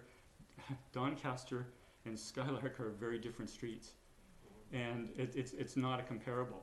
I would suggest it fits very well on Doncaster. I've driven down that street. I won't say that I've recognized that particular development, but knowing the nature of Doncaster and across from Hillside Mall, I could see that being very appropriate. So that's my challenge. And to Councillor Wainwright's comment or question, you know, where do we go to the next step in terms of Westlap and seeing the first development? I don't think it's worth at this time taking this particular proposal back to an open house for the community. I think we've heard enough at this point. What I would suggest is that when a revised proposal or a different proposal comes forward, that we would certainly want to engage the residents, all of the residents in that area. And just as a comment, is that currently in our bylaws, we need to provide notice within 100 meters of the proposed site. And I think if next time we have to provide a notice for development in the Gallerin neighborhood, I would pass a motion to amend it that all of the residents in the Gallerin neighborhood, because this is a development that could have happened on any of those streets in the Gallerin neighborhood. Thank you, Madam Chair. Thank you. I'll make a couple comments and then we'll go. Sorry. Oh, yeah, sure. Should I follow up? Yeah, sure. The other concern with this, and again, I think it's a function of trying to put this development on this single-family lot, is we need 3 bedrooms, yet the proposal, you know, doesn't meet the requirement. It's only one. In this proposal, it would only be 1 3-bedroom unit. We do have employees in this community who need adaptable units, and this unit doesn't have 2 adaptable units. And I realize there's not an elevator, but there is a ground floor. And so again, I think the constriction or the restrictions of being on this small footprint that don't allow 3-bedroom units, don't allow adaptable units, and some of the other concerns that I've referred to. And I do have a question through to staff. At what point does it not trigger in a multifamily development zone of some sort in town that the adaptable units and 3-bedroom units become a variance if they're not included? Through the chair to Mayor McNeil Smith, yes, the town zoning bylaw does require that in the multifamily zones and even the downtown commercial zones that 10% of the units be 3-bedroom and 20% be adaptable units. In this case, there is no zone for this area to be developed in the mixed-use village way as proposed by the West Side Local Area Plan. So when staff get to the point of creating a zone, it is likely we would be putting those requirements in to get that mix of housing types and sizes. But we're not there yet. We don't have that. Thank you. Thank you, Chair. Okay. A few of my comments. So the need for workforce housing is obviously needed. And I still support the vision for the West Side Local Area Plan, to get to Councillor Wainwright's point. But I think as we move forward with this, that we need to develop that plan with more precision than just dropping a development like this right into the middle of a neighborhood. I don't support going to another open house, as others have said. I think I've heard enough here tonight and through the letters that there's a lot of concerns in the neighborhood. And aside from that, I just think, as Mayor McNeil Smith said, I just think that this project is too big for that lot. when we looked at, we had questions during the presentation, concerns about adaptable units, a concern about that there's not enough room for storage, and for bikes, having to make the parking lane smaller because there's not enough space. So to me, the thing I heard over and over again is there's just not enough space to accommodate all of these things. So I don't think that this is the appropriate development for this particular place. If it was, you know what, I would be more interested in entertaining it if it was maybe right on the corner of Skylark and Galaran. So then it's not plunked right into the middle of that neighborhood. I don't know, as I said, I don't think there's much value in going to putting the developer and the community through another open house. So I will support the motion. Other comments? Councillor Duncan? Yeah, I just had the one that I'd forgotten earlier. I'd been looking up our housing affordability or our housing needs assessment to look at what the market rents are in Sydney right now. So this is just a point of information for the audience and council. Not that I think it will influence the discussion, but it said for a 1-bedroom, the median rent was $1,095. So that seems low to me because. And I'm guessing it could be simply because we have so many 55 plus buildings still, and those were always so much cheaper. They got me every time when I would go to look for housing. So I suspect that for workforce aged people that a 1-bedroom would probably be a couple hundred more, but this is certainly not priced at what we could consider for Sydney near market rates. It would be bang on market or possibly more if that's true. So. Thank you. Councillor Wainwright? I saw a hand up from staff, so I'll defer. All right. Thank you. I just wanted to clarify that the median rents referred to in the housing needs report are based on those 11 existing purpose-built rental units in the primary market, and that's it. Thank you. So, for context, the thing that's really challenging in this whole thing is the West Side Local Area Plan is a piece of unfinished business from the previous council. It got adopted and put in as a schedule in the OCP, but the previous council did not go the distance and actually change the map designation in the OCP. So if you look at the map, it says industrial. There's some old language talking about going industrial progressively from north to south. And there's no guidelines for this new mixed-use village concept. There's no suggestion of what the zoning would look like and so on. And because of that, we're sitting here in a situation where, well, there isn't a zone defined, so whether it has adaptable or not, or whether it has 3-bedroom or not, or so on.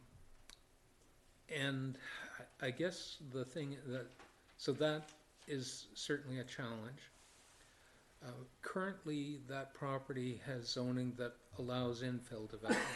So if the proponent wants to go the safe route and build a duplex, he can.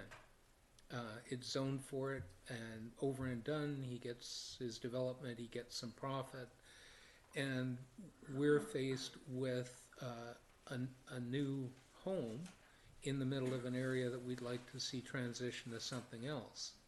And that new home will have a lifespan that will affect that transition for a long time. So the missing piece of the discussion really was going the distance of putting this thing into the OCP and thinking about the transition. So the proposal that's come forward is an attempt to make the transition. And one of the significant things I'm hearing is as an element of the transition, live-work units on the ground floor doesn't seem like it should be part of the transition. There's also obviously some concern about the overall mass, like maybe some less units. We maybe have an opportunity to talk about how do we make the transition from what's there now towards that vision that's in the plan, or we can simply say, no, put in a duplex. And when we turn this down and have no path forward, we're simply saying, no, go with the existing zoning. And I guess I'm just not comfortable with that. I mean, yes, we can resurrect the whole thing during the big OCP review, but you're not likely to see anybody come forward with a proposal to make a transition when we haven't given any kind of path forward. We're just saying no. So that's the reason I'm not going to support this, just say no. I would rather see it going to an open house or some other kind of method for us trying to figure out how we deal with transitioning it towards that vision in the West Side Local Area Plan. That's what I'm not hearing at all in the discussion tonight. Councillor Barnett? I'm not going to add to any of my other points. I just wanted to take the time, because I realized it was an oversight earlier, to thank everyone who wrote and emailed and took the time to be here tonight from the neighborhood to give us your feedback. It's an important part of what we wanted to see happen as a council, and we appreciate your efforts. Thank you. Just one more comment. In regards to moving forward, I agree that some more time needs to be spent talking about how we see this transition happening on the west side, and whether that's through the OCP review or some other process. I'm not sure what that will look like, but I think that needs to happen.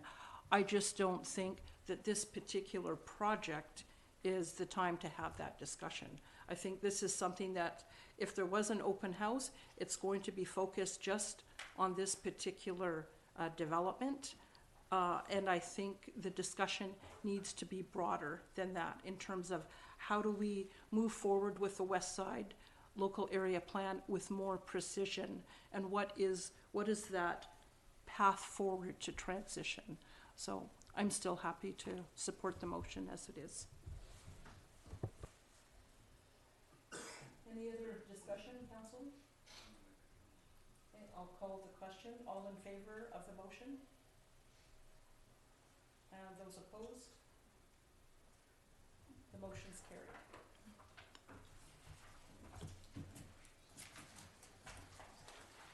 Okay.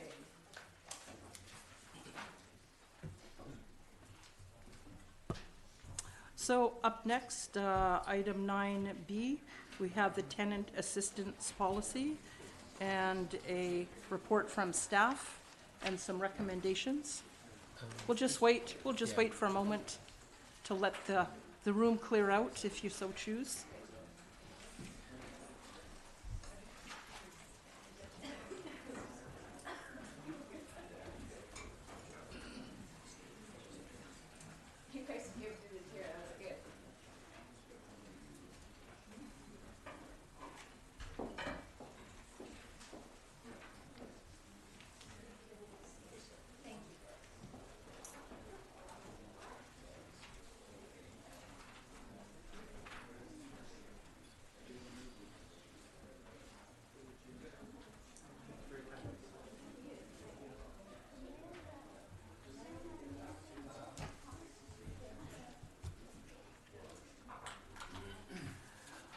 All right, committee. So on to item 9B then, the tenant assistant policy and the report and some recommendations from staff. Your comments? I move that the tenant assistance policy DV 016 be adopted, and the tenant assistance policy DV 16 be reviewed by Annalee to assess its performance and necessity. Second. Discussion?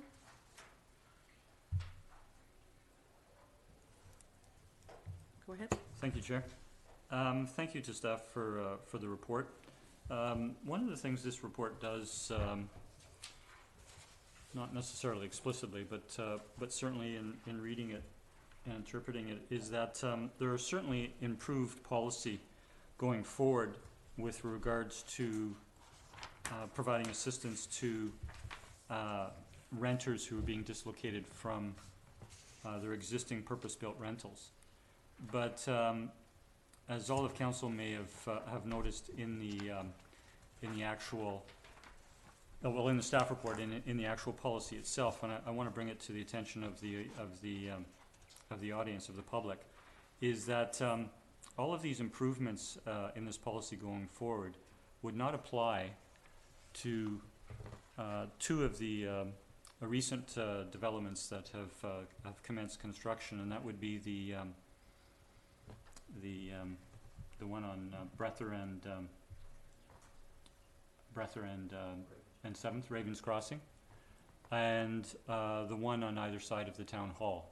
So we have a four-story residential, or four-story condo building on the east side of the town hall, replacing a purpose-built rental.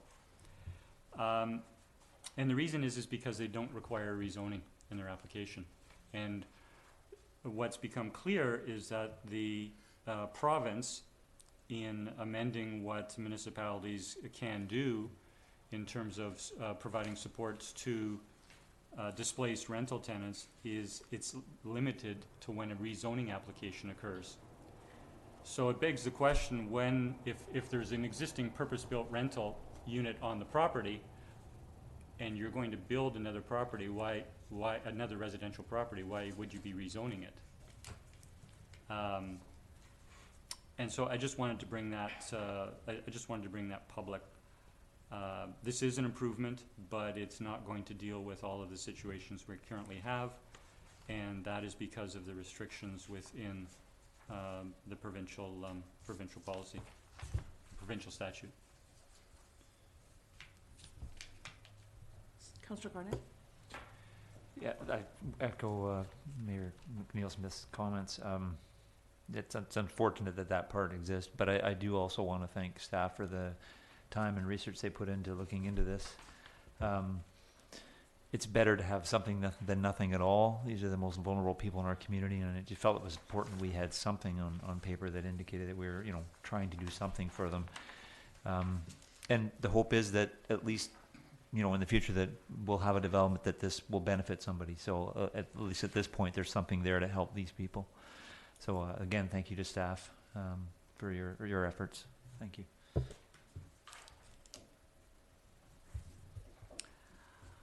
So I'll support the motion, but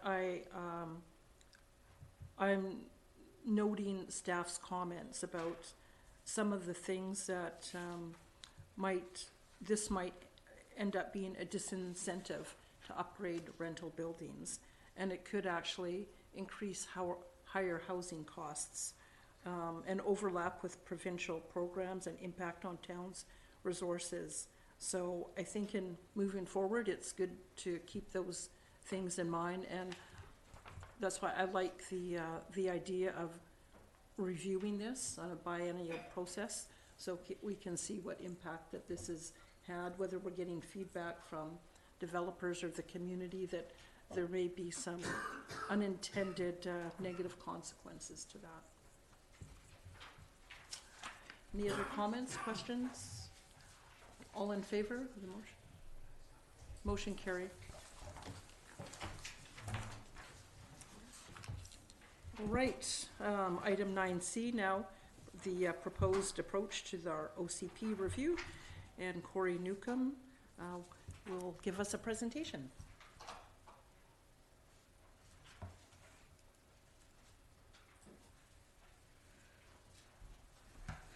Okay, thank you, Madam Chair and Committee. I was pretty sure that all those people were here for my presentation, but I guess not. Okay, so apologies for the extremely long report. I hope you had an enjoyable read of all its 11 pages.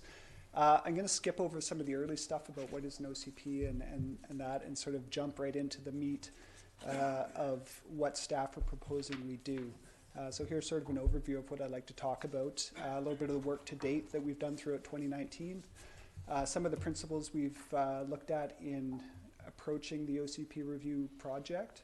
I'll discuss a bit about the work plan and public engagement strategy that's sort of an early stage in the overall project.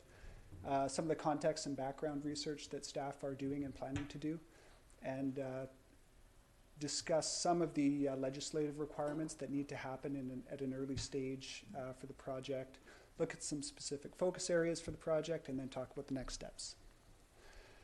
So 2019, you'll remember that we had a strategic planning session in January. I wrote a memorandum providing 3 options for what an OCP might look like. Sort of an OCP review light option, a comprehensive option that's sort of a balanced approach, and then a full rewrite that's basically throw it out and start again. So council sort of informally indicated that the middle option was the preferable one, so that's the basis we proceeded on. We came back to strategic planning in October of this year again and sort of reconfirmed that comprehensive review approach and discussed a few of the focus areas that I'll get into later. In the interim, I and other staff have spent a lot of 2019 working on the housing needs assessment, which is now complete and on the town's website, and that will feed directly into the OCP review. It's also required by provincial legislation that we complete that prior to adopting the OCP, but it's good to do it before you start work on it. And we're also working on some background work and working on developing the request for proposals as well. So looking at a few of the principles that we articulated early on in that first memorandum. So first and foremost, I think the idea is to achieve a high level of community engagement for this project. We want meaningful input from the widest range of community members, businesses, everyone in the community as possible. And that's sort of the shining light that we're trying to move towards for the entirety of the project. We're looking to develop an OCP that gives clear and consistent policy guidance and direction for council, for staff, and for the public and development community. User-friendly documents, so we'd like residents to be able to look at this thing and say, gee, that kind of makes sense, I understand what's going on here. Planners tend to use a lot of jargon. I don't know if you've noticed that, but I try to minimize that type of thing. Ideally, we'd like to enhance the unique character of the town. What that means at this point, not too sure maybe, but hopefully the OCP process will help articulate that and get that embedded into the final document. We'd like to be able to have clarity around the design guidelines. So, some communities take a very prescriptive approach. We'd like it to look like a German, Bavarian town or something like that. Some places like Sydney, a little more laissez-faire in terms of what type of architecture. So we'd like to get a high level of consensus around that, and some other very minor themes about environmental health, sustainability, human happiness, and the sense of community. There's different ways to fit that type of thing into a land use document at a local government level, and we'll certainly try to do our best in that area. So, a first stage of the project is to put together a work plan. And what I've done so far is to put together a preliminary work plan that sort of is a broad brush approach to how we think the project might play out. It's a 2-year time frame. You can see that the work plan proceeds very smoothly through that 2-year time frame, and hopefully that's how it plays out in the end. There's sort of 4 phases. And at each phase, there would be sort of successive public engagement opportunities, each building on the last phase and sort of reconfirming and then developing those ideas and that engagement level even further. So I'll talk about this in a bit in the next slide, but integrating the work plan and the public engagement process is a critical aspect of the project. So as we progress through those phases, we're hoping to build that level of community consensus and get more and more buy-in from the overall community toward the end of the project, so that when we do get to the bylaw adoption stage, council can be confident that everyone is on board to the degree that's possible with an OCP. So, assuming that council is agreeable to sort of the process from here on in, we would select a consultant, and the preliminary work plan would be developed into a more detailed work plan, and that work plan would be integrated with the engagement strategy, so that at each stage the task we need to undertake has that sort of integrated. What are we doing with the public engagement side of that task as we move forward? And so before proceeding with both the work plan and the public engagement strategy, those detailed documents would be brought before council. You'd have a chance to review them, provide any input into the level of engagement or the type of engagement, aspects of the work plan, and then we could proceed with those, with council feedback on those. So the public engagement strategy, as I mentioned earlier, the idea is to create a broad awareness of the project, identify opportunities for everyone to be involved. We'd like to get that silent majority if that's possible. We'd like to get residents, businesses, even visitors can provide good feedback to an OCP. So as diverse a group of citizens, stakeholders, residents as possible. One of the key goals of that public engagement strategy will be to build community know-how, community knowledge about what is an OCP, what is it intended to do, how does it work, what is the land use system all about for local government, and help residents make informed decisions about how they'd like to see their OCP developed based on that educational process as well. The feedback from the public engagement process will feed directly into the policy and the objectives that the OCP are built on. Hopefully by doing that, you'll have the community feel like they contributed directly to that policy, and you'll get that sense of buy-in, that sense of ownership over the document that is hopefully the goal of the plan, to bring the community into sort of an overall vision for where we're going for the future. As I mentioned, the public engagement strategy is intended to integrate very closely with the work plan, and council will bring that forward to council for review prior to proceeding further with the project.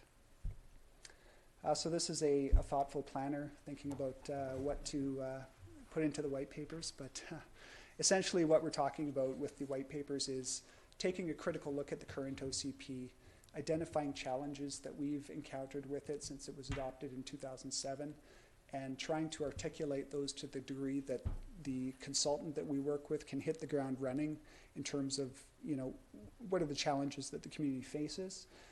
They're a touch point for going forward so that when we hit each stage of the process, we can look back and say, how effectively have we addressed these challenges? And sort of a basis for a common discussion. More on the technical side of things in terms of how policy works, how it's applied in the community.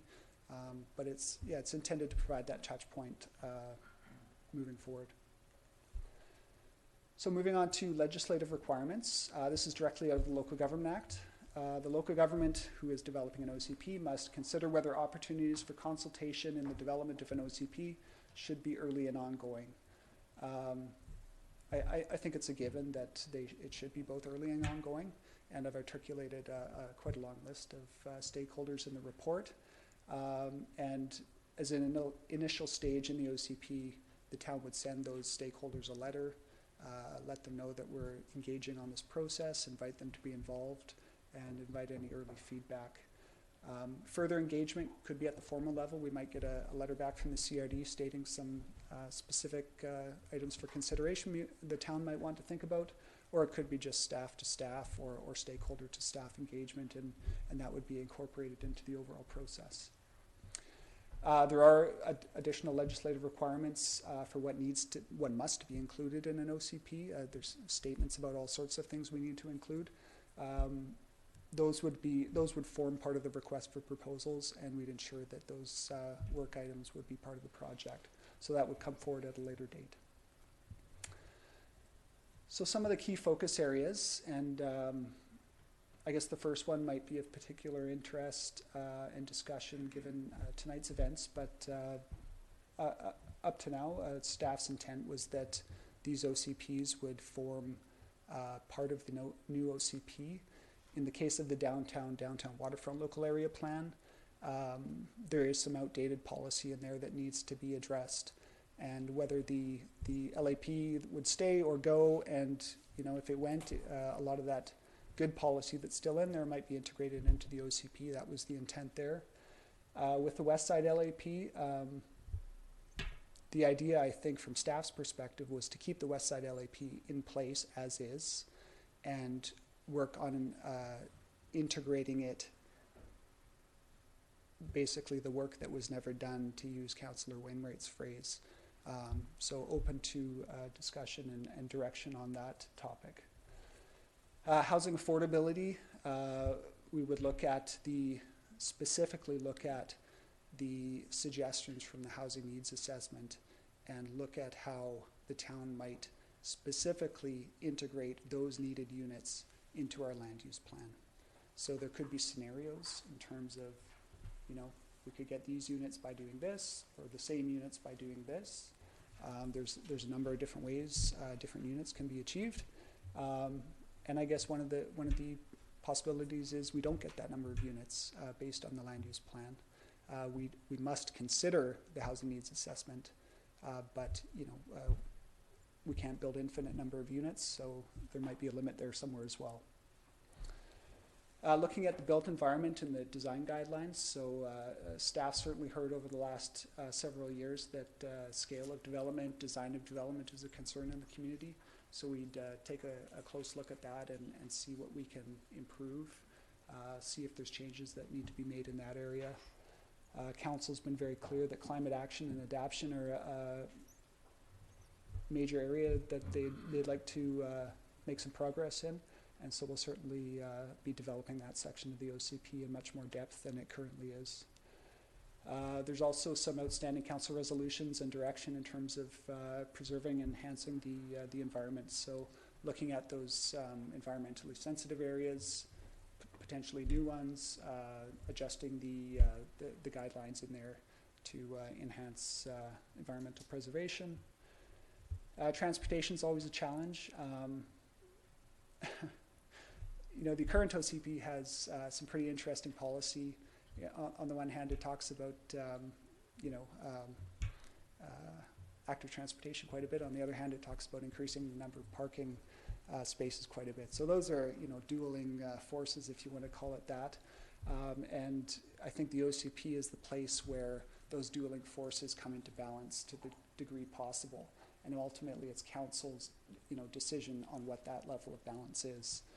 So we'll look at things like transportation and sort of the never-ending competing forces of, we want more parking versus what are the other options to reduce the amount of traffic and parking needed in the community, and see what level of consensus can be achieved there.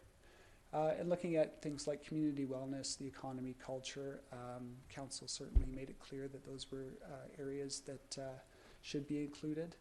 I think there's a potential in that last bullet there to look at the entire OCP policy through some of those lenses rather than having a sort of standalone section. There's an economic benefit to more active transportation, for example, and so looking at it from sort of an integrated lens might be a way to do it. And I think that's probably more going to unfold during the process as opposed to be articulated right up front. So next steps, this month and next month, I'm working hard on the request for proposals. It's in pretty early stages, but based on council's feedback so far and tonight, we'll continue to develop that, and hopefully with an eye to issuing it in late January. So it'd be out there for a couple of months, and hopefully by March or April, we'll be looking at coming back to council with a recommended consultant and solidifying that. Between that time, January to March, there's a recommendation in my report about establishing a steering committee. That work would be happening if council goes with that recommendation. That work would be happening in the first part of the new year, getting that committee ready and together to hit the ground running when the project starts. We staff will continue our background research and analysis and the RFP development, getting the pieces in place for the consultant to hit the ground running when they start the project, and make sure that the first tasks that they can get to are the work plan and the engagement strategy, so we can get that back to council for approval and move forward. And so we're hoping for a project kickoff, which means an initial meeting with the consultant to get the parameters of the project out there and ready to go, would be April or May of 2020, and moving on through 2021. So that's it for me. Thank you. Take questions or... Committee? Councillor Garnett? Thanks, Corey, for your presentation. Are you pretty confident with the timeline? I mean, it's early to, but as a person who's experienced in these Based sort on of what I know ventures. of official community plan processes, I would say it's on the ambitious side. We'll certainly do everything we can to meet it, but yeah, I would say it's an ambitious timeline. Thanks. Councillor Wainwright? This isn't actually a question, but given the discussion we had earlier tonight, and I was following pretty closely the development of the West Side Local Area Plan, and I went to the open houses, and there was quite a lot of effort towards community engagement. Even things like a food truck and in the industrial area to, attract people during lunch hour, and not your normal sort of show up at an open house at Mary Winspear going on. And obviously, I think the majority of council feels we didn't engage enough on it. People didn't understand it. We didn't get some of the input we needed. Maybe there were some things we didn't consider. Anyway, the long and short of it is, I'm thinking the budget that we have targeted in the report is too light if there's an expectation of a higher level of engagement. Like, I'm confident it's too light. And I wonder if we should be providing that kind of direction early, because it affects the RFP and the scope of work. I mean, you can always ramp up the public engagement later, but it's better to try to plan it up front than add it on after the fact. At least that's my understanding. Actually, I should ask staff. Well, my response to that would be that we could build the RFP to ask for multiple levels of engagement and indicate that, we're open on price depending on their, what they're proposing. That's a possibility. I guess my inclination would be to ask them if there was an additional 50,000 option for public engagement, what would their add-on look like? It's similar, but giving them some guidance that we're not looking for a $10,000 more kind of option. I mean, that another option is don't articulate the price and be very, very, very, very clear about what our expectation is for the level of public engagement and what we are intending to achieve out of the project. But I suspect that given some of the prices out there I've seen, we might be back to council with revised expectations in terms of what we can achieve. I'm happy to. Good. Just a question building on Councillor Renwick through to staff. Sorry, what did we budget? Did we budget 219, 220, 221? We budgeted 100,000 over 2 years, and we see that it's likely going to be light, so we'll be bringing forward another 50 for year 2, which will now be 2021. But we anticipate that after the RFP's closed, we might be needing to adjust that, and there's time because there's no way it'll all get done in 2020. Thank you. So, an amount will come forward in the 2020 budget in 2021, and then we will, if necessary, through our RFP process, be able to amend certainly either, but possibly the 2021 budget. Thank you. Councillor Duncan? Thank you, Madam Chair. I'm sorry. I sound worse than an architect. So I guess I had, I guess, one question. It was related to the consultation, but I'll start with the easy one first. Where we're looking at we're having District of Central Saanich and North Saanich in particular, and of course the surrounding First Nations. I'm wondering if we think, should we have the Islands Trust on there as well, given that a lot of people who are on Salt Spring, Sydney is their main kind of probable retail destination. And obviously we have a lot of transportation issues with them, that even though they're kind of in the province's bailiwick, particularly BC Ferries, I'm wondering if there's some input that could be useful there, or if we think that will be captured through getting feedback from the CRD board. So that's why I'm looking at the mayor as a board member. So just a clarification, sitting on the CRD boards is we have 2 electoral areas. So Salt Spring Island is an electoral area, and the remaining Southern Gulf Islands is an electoral area. They have a director who serves, and I think speaking to your points, I think it would be helpful to perhaps have that as a starting point. There are the island trusts with regards to land use, but I think there's something like 11 island trusts spread out across Salt Spring and the other Gulf Islands, so a starting point might be the electoral area directors. Okay. And I guess my second is I guess building on Councillor Rainwright's comment about it. In fact, Mr. Newcomb has used the words silent majority, and that we need to clearly try and get at these people. And I'm wondering if you already have ideas at how to get at this pool of people who they don't come out to the traditional engagement steps that we go through. And we see that even when we do it very robustly according to the way it is done, there's still a mismatch. And I think, and it's in your first bullets there, where it was, part of the engagement is to really go out to people and explain to them what an OCP is and what it does, and basically try to give them the Coles notes of what's probably like many years that you spent getting higher education on how to do this. And I feel that might be going at it backwards.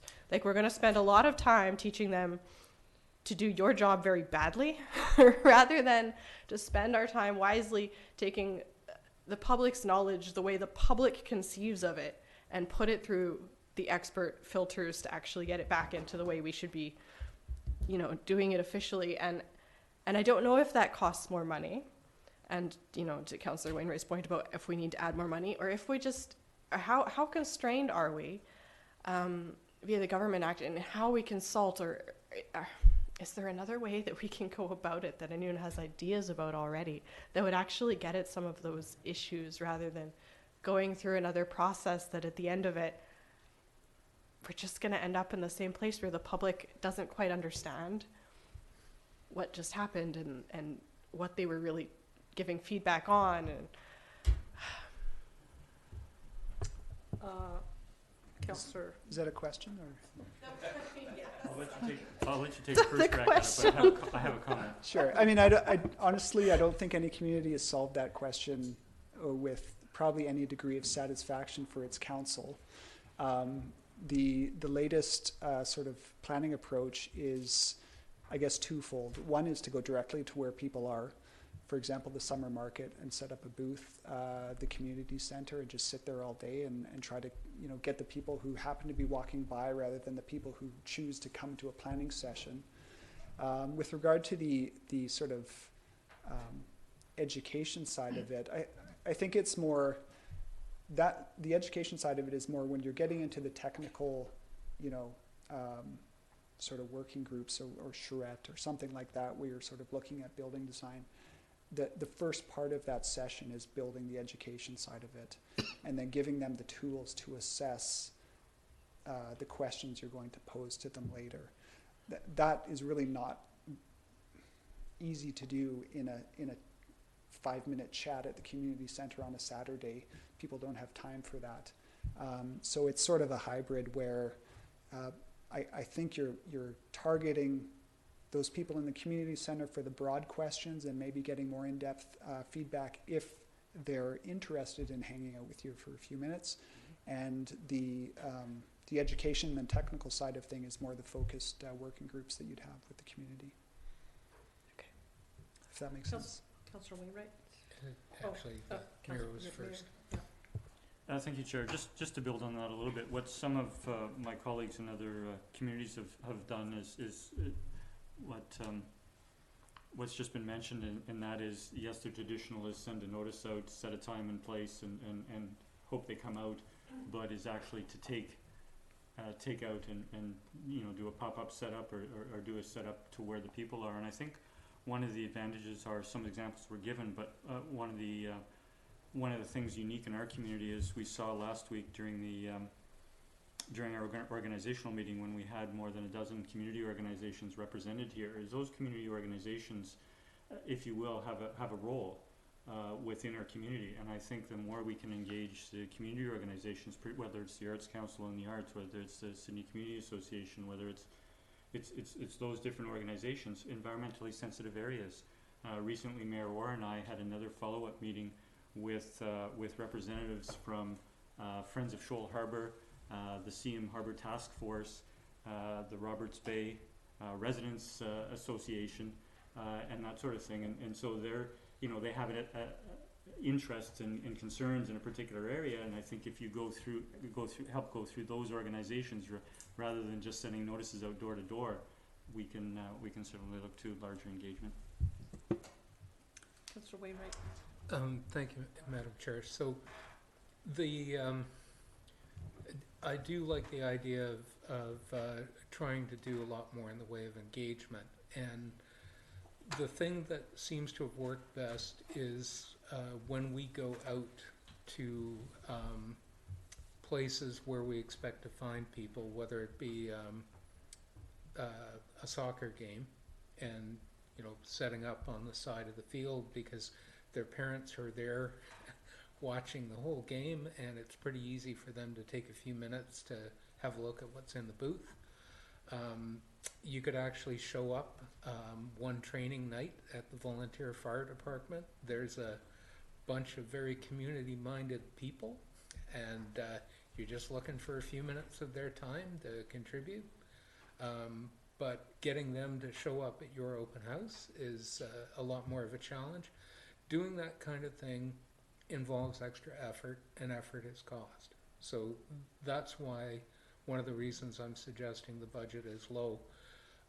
One of the other things we heard is people went to the open house, they gave a lot of input and so on, and this isn't what they were expecting to see based on that input.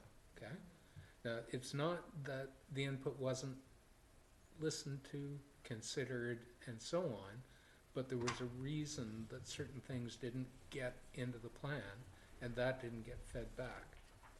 So again, there's an opportunity in the public engagement to say, you were asking this question, or you were giving this feedback, we thought about it, and here's why it doesn't work, or here's why it didn't get put in.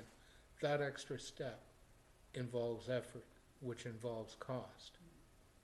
And that's really, I think, what it comes down to at the end of the day is that I think staff have kind of gone into this trying to keep the budget contained, which I think is admirable. But it can set us up for problems where we don't get the level of engagement we need, and then the plan gets put on the shelf because we didn't get the engagement we needed. So I think it's better to front end that cost. I see RCA wanting to comment. Yeah. So cost is definitely a factor, no question about it. The other is the timeline, yep, I guess, associated with this as well, which is another critical piece to the OCP review process. And we all know the implications associated with the timeline, and as you approach 2022, etc., there's more challenges. So timeline is a factor in addition to cost. Just speaking to Councillor Wainwright's concerns around budget, and I can appreciate the additional potential for an additional 50,000 in 2022, et cetera. So one of the things, in the intent of an approach report is to present to council, is this the direction that indeed we're agreeing to as we proceed with the process, and of course more details can be fleshed out as we proceed, but it provides certainly a pretty good direction and blueprint for where we're going. So on page 8 of 11, it speaks to the integration of the LAPs and previous planning documents into the OCP. Corey did indicate in his presentation that the downtown waterfront local area plan, it's long in the tooth, definitely needs updating. There's options associated with how that's integrated, whether it's a revised LAP itself, or potentially key policy statements make its way into the respective OCP itself.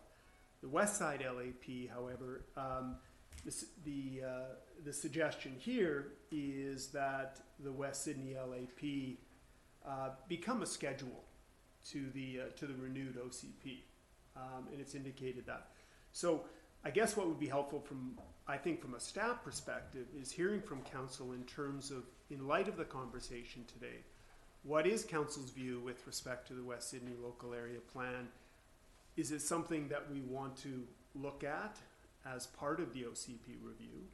Do we want to revisit that plan? If it is, if we want to go in that direction, again, I would probably want to think about the budget for the OCP review, because it's a significant component, and there's a lot of community engagement associated with that aspect alone, and the timeline, I guess, associated with it. Does it have a significant impact on the overall timeline for the OCP review process? So those are some key components that I think need to be sort of thought about as we get into the approach report component. Yes, go ahead. Thank you, Chair, and thank you for those comments. I think what you've said takes me to two things. One is back to 2007, when the OCP was last reviewed, and it was decided at that time that that there would be the creation of the first local area plan, downtown waterfront local area plan, and that was a separate process. So the OCP was approved in 2007, and then another fairly extensive process took place for just the creation of the first LAP. I think the fact that we have an LAP now. The second thing it makes me think of is I was recently speaking with elected representatives from Saanich. They have 11 local area plans in Saanich. And so when I was asking, will you be doing an OCP review? They take a look at doing, local area plans, not all at once. Yes, there are elements of their OCP that, embrace the entire community they will look at, but they do look at local area plans separate. I'm not suggesting 3 separate full processes, such as was the case in 2008, but I think we can have a bit of a focus on the LAP and the West Lap, but there will still be elements, I think, with regards to transportation or what have you, that are going to involve the entire neighborhood. So it's part of both. I don't know if that helps at all. Councillor Follett, and thank you very much. Thank you, Mr. Newcomb. This is a big project. I too looked at the budget aspect of it, and I'm concerned that we may be light on it, and certainly listening to conversation earlier this evening, I think there's a really important, we have to dance a fine line between public engagement without burning them out at the same time. This is a large project. Sydney is a much different town than it was in 2007. But I also think we need to be careful that our language is understood by the people. It is one thing for a community to understand what type of buildings are going to be coming into their areas and whatnot. And those are all theories because it's on paper. And then all of a sudden a developer comes along. So I think somewhere along the line when we're doing our engagement, there has to be an aspect of what does this actually mean to me in my neighborhood? What does this change or how we're looking at the OCP, what does it mean to me in my neighborhood? It's not just about, oh, that's down in that neighborhood or in that area. How does this impact me? When we're looking at transportation, what does that mean? That means we're going to have fewer parking spots, public surface parking spots, if we're looking at active transportation. So I think that's where they're really important. So I want to be clear that we do have to increase the budget. I have to be prepared that we do a good job of this. I think this is a very important document. We've certainly been hearing it the last few years, and I think we have to think outside the box of how we're going to engage with people. Thank you. Councillor Wainwright? Thank you, Madam Chair. So we have to do something with respect to the West Side Local Area Plan and the OCP. And the reason we have to is the OCP currently shows the whole thing as industrial. Like it's had a vision for more than 20 years of having that go progressively industrial from north to south, and literally nothing has been happening, right? This vision is wrong. Like it's not it's not a vision that can be implemented. Phased development is typically almost never works. So we invested quite a bit in developing this West Side Local Area Plan, and there's a lot of valuable policy stuff in there about, you know, streetscapes and transportation and just a whole ton of stuff. And even if it, you know, it may not be perfect, it may not address the transitioning and so on, but it's head and shoulders better than that industrial vision that's currently in there. So I don't think you can just say, let's park it and we'll come back to it in a few years' time as a separate process. We might do that with Summergate. Summergate is a hotbed, but the thing is that you could tell that area you're going to remain the status quo for a few years and we'll get to you and do a local area plan in a few years' time. That one wouldn't be a problem because you've got a workable vision now. You don't have a workable vision now for the west side. That is a big problem. And we need to start spending money on infrastructure in there, improvements for the industry, the traffic patterns, stuff like that. And you don't want to be doing stuff like that without a plan of how this stuff fits in. And that was really the whole purpose of the West Side Local Area Plan. So yeah, it's got to be part of it. And I guess the question for council is, do we need to provide the necessary funding and project timeline so that can be reconsidered if necessary? The other option, you know, what staff were looking at was they were just going to integrate it, but it looks like council wants to have a second look. But I don't think you can just say park it and we'll come back to it. I think that would be really bad. If I could just briefly speak to how, I guess, staff sort of saw the integrating process working. So the LAP would essentially stay as a schedule, and this is just sort of high-level thinking on how that might work. And the OCP would include, as was originally intended, some design guidelines for what the buildings would look like essentially, as well as a policy section on how the how the LAP might be delivered from a policy perspective. So that could be, you know, some level of phased approach or identification of certain areas. It could be, you know, specific things that council would want to see happen as the process unfolds. So it's essentially supporting policy to the LAP document itself. But that assumes that the LAP is going to stay, which obviously isn't a given. Councillor Duncan? Thank you. I guess it's kind of building on Councillor Fallett's point, and my earlier one with that example is Mr. Humble has asked, you know, staff, needs direction about which approach to take with the West Side Local Area Plan, and that this is kind of a perfect example of where staff has a pretty clear understanding of what the difference would be in the implications if it remains a schedule versus is further incorporated into the OCP. Councillor Wainwright is a very experienced councillor, does as well. But if I was somebody who lived on the west side, and so I'm looking at it as somebody who's a new councillor and going, okay, obviously there's aspects of it, that's much newer and better of the OCP that should be moved in. So why is it hard to bring all of that stuff in and just replace it? And in my mind, it was like, well, the schedules come after because rather than open the whole document, they're just appended until it's time to revamp the whole thing, and then you just move the stuff in. But clearly that's not necessarily how it would work. And so as somebody who is not as experienced in that and thinking, if I can't understand that and what the implications would be, how do I accurately represent what the public would want me to do? Because I can't guess what, knowing what their needs are and kind of having that idea, well, how do I accurately portray what that should be and what we should do next if I don't quite understand what the implications are? And so this is kind of the thing about when we do an OCP engagement, and a lot of what we're talking about, not everybody is on the same page with regards to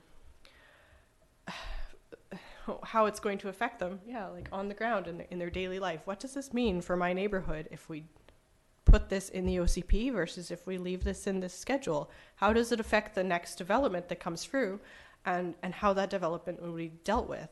And it's those specific examples that I think we have to have for proposed changes that we want to make, or that seem sensible to make, or that until we can resolve them, we can't seem to go forward with making applications smoothly. And there may be really like 6 or 7 key things that are just this example in this area. What do you think about this? And that would get that feedback for us.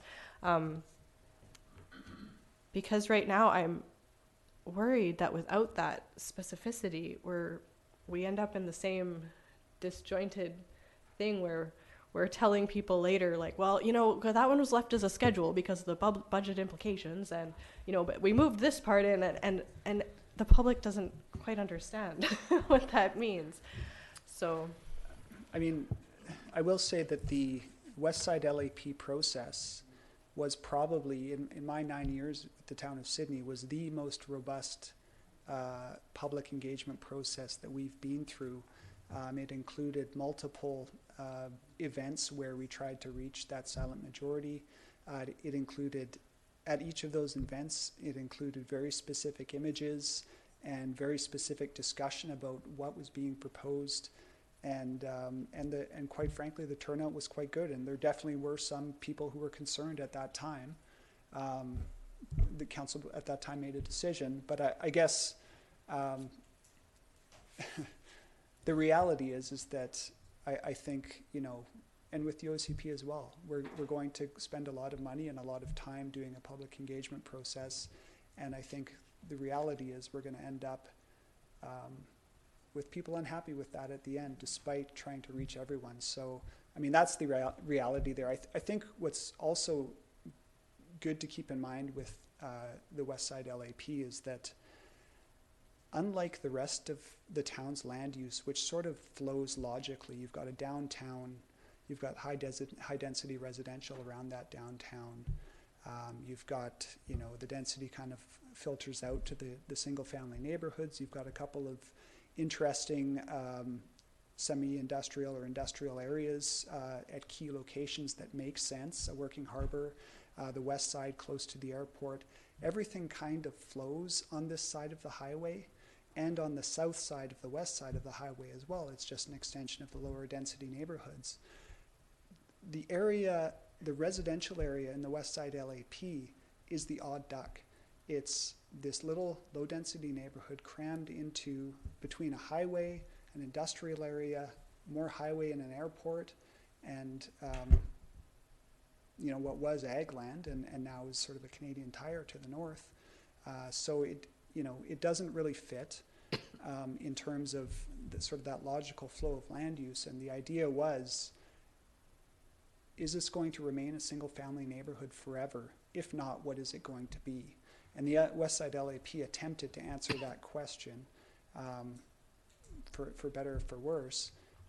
I guess, regardless of what happens with the Westside LAP, because of that discontinuity in how its land use is oriented vis-a-vis everything around it, that question will remain. So I think council is probably, it would be good to keep that question in mind that, yes, it could remain a single-family neighborhood forever.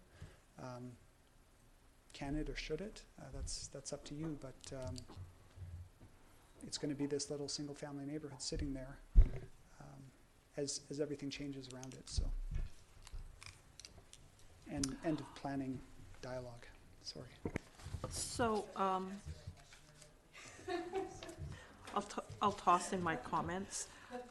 First, to start with the West Side Local Area Plan. So I wasn't envisioning a wholesale renewal of that, a process for that. I like staff comments about, retaining it as a schedule. And then it sounds to me like what you're talking about with the policy and and designing guidelines. I interpreted that to mean that was going to help us sort of guide us through the transition to the plan. So I think the broad goals of the West Side Local Area Plan are good. It seems to me, based on what I've heard here tonight, there's a lot of input into that. It's only a couple of years old, so I don't see us doing throwing it out and starting again. But it's a vision document, and so I see your suggestions about design guidelines and policies as the way to go to guide how things are going to happen. And maybe that little element there is something that we could have some public engagement on that. Not to say that we're going to do the whole plan again, but here's what the plan is, and in moving forward, getting some feedback on what that might look like. I liked almost everything in here, and I think staff captured very well comments that we had brought up about educating the public, being cognizant of engagement burnout. The white papers that you talked about to inform the project consultant, are those things that would also be of use or of interest to the community at large, do you think, or?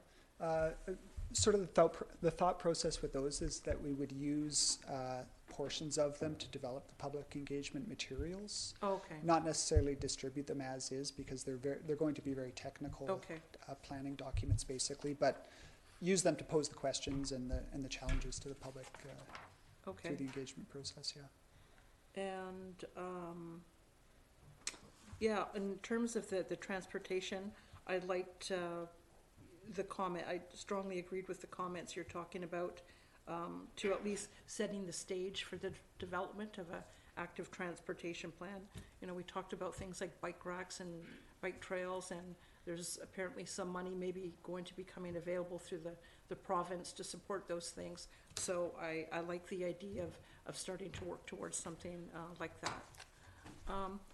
Just one other question I had was, I know you talked about consulting with other municipalities. I'm not exactly sure what that looks like. But we had also talked about, I believe, whether there might be particular areas of commonality that we might work together on. So affordable housing, transportation, climate action and environment. So those are, the economy, I think I mentioned that. But those sorts of things seem to cross boundaries. So would we be, sort of collaborating with them on those things, or I'm just wondering what that kind of looks like. Well, I mean, I guess to give a quick example, might be the CM Harbor Bird Sanctuary, and we essentially share that area with North Saanich, and so as part of the environment discussion, how might the town, in cooperation with North Saanich, better manage that area, whether it be our foreshore or derelict vessels in the harbor or what have you.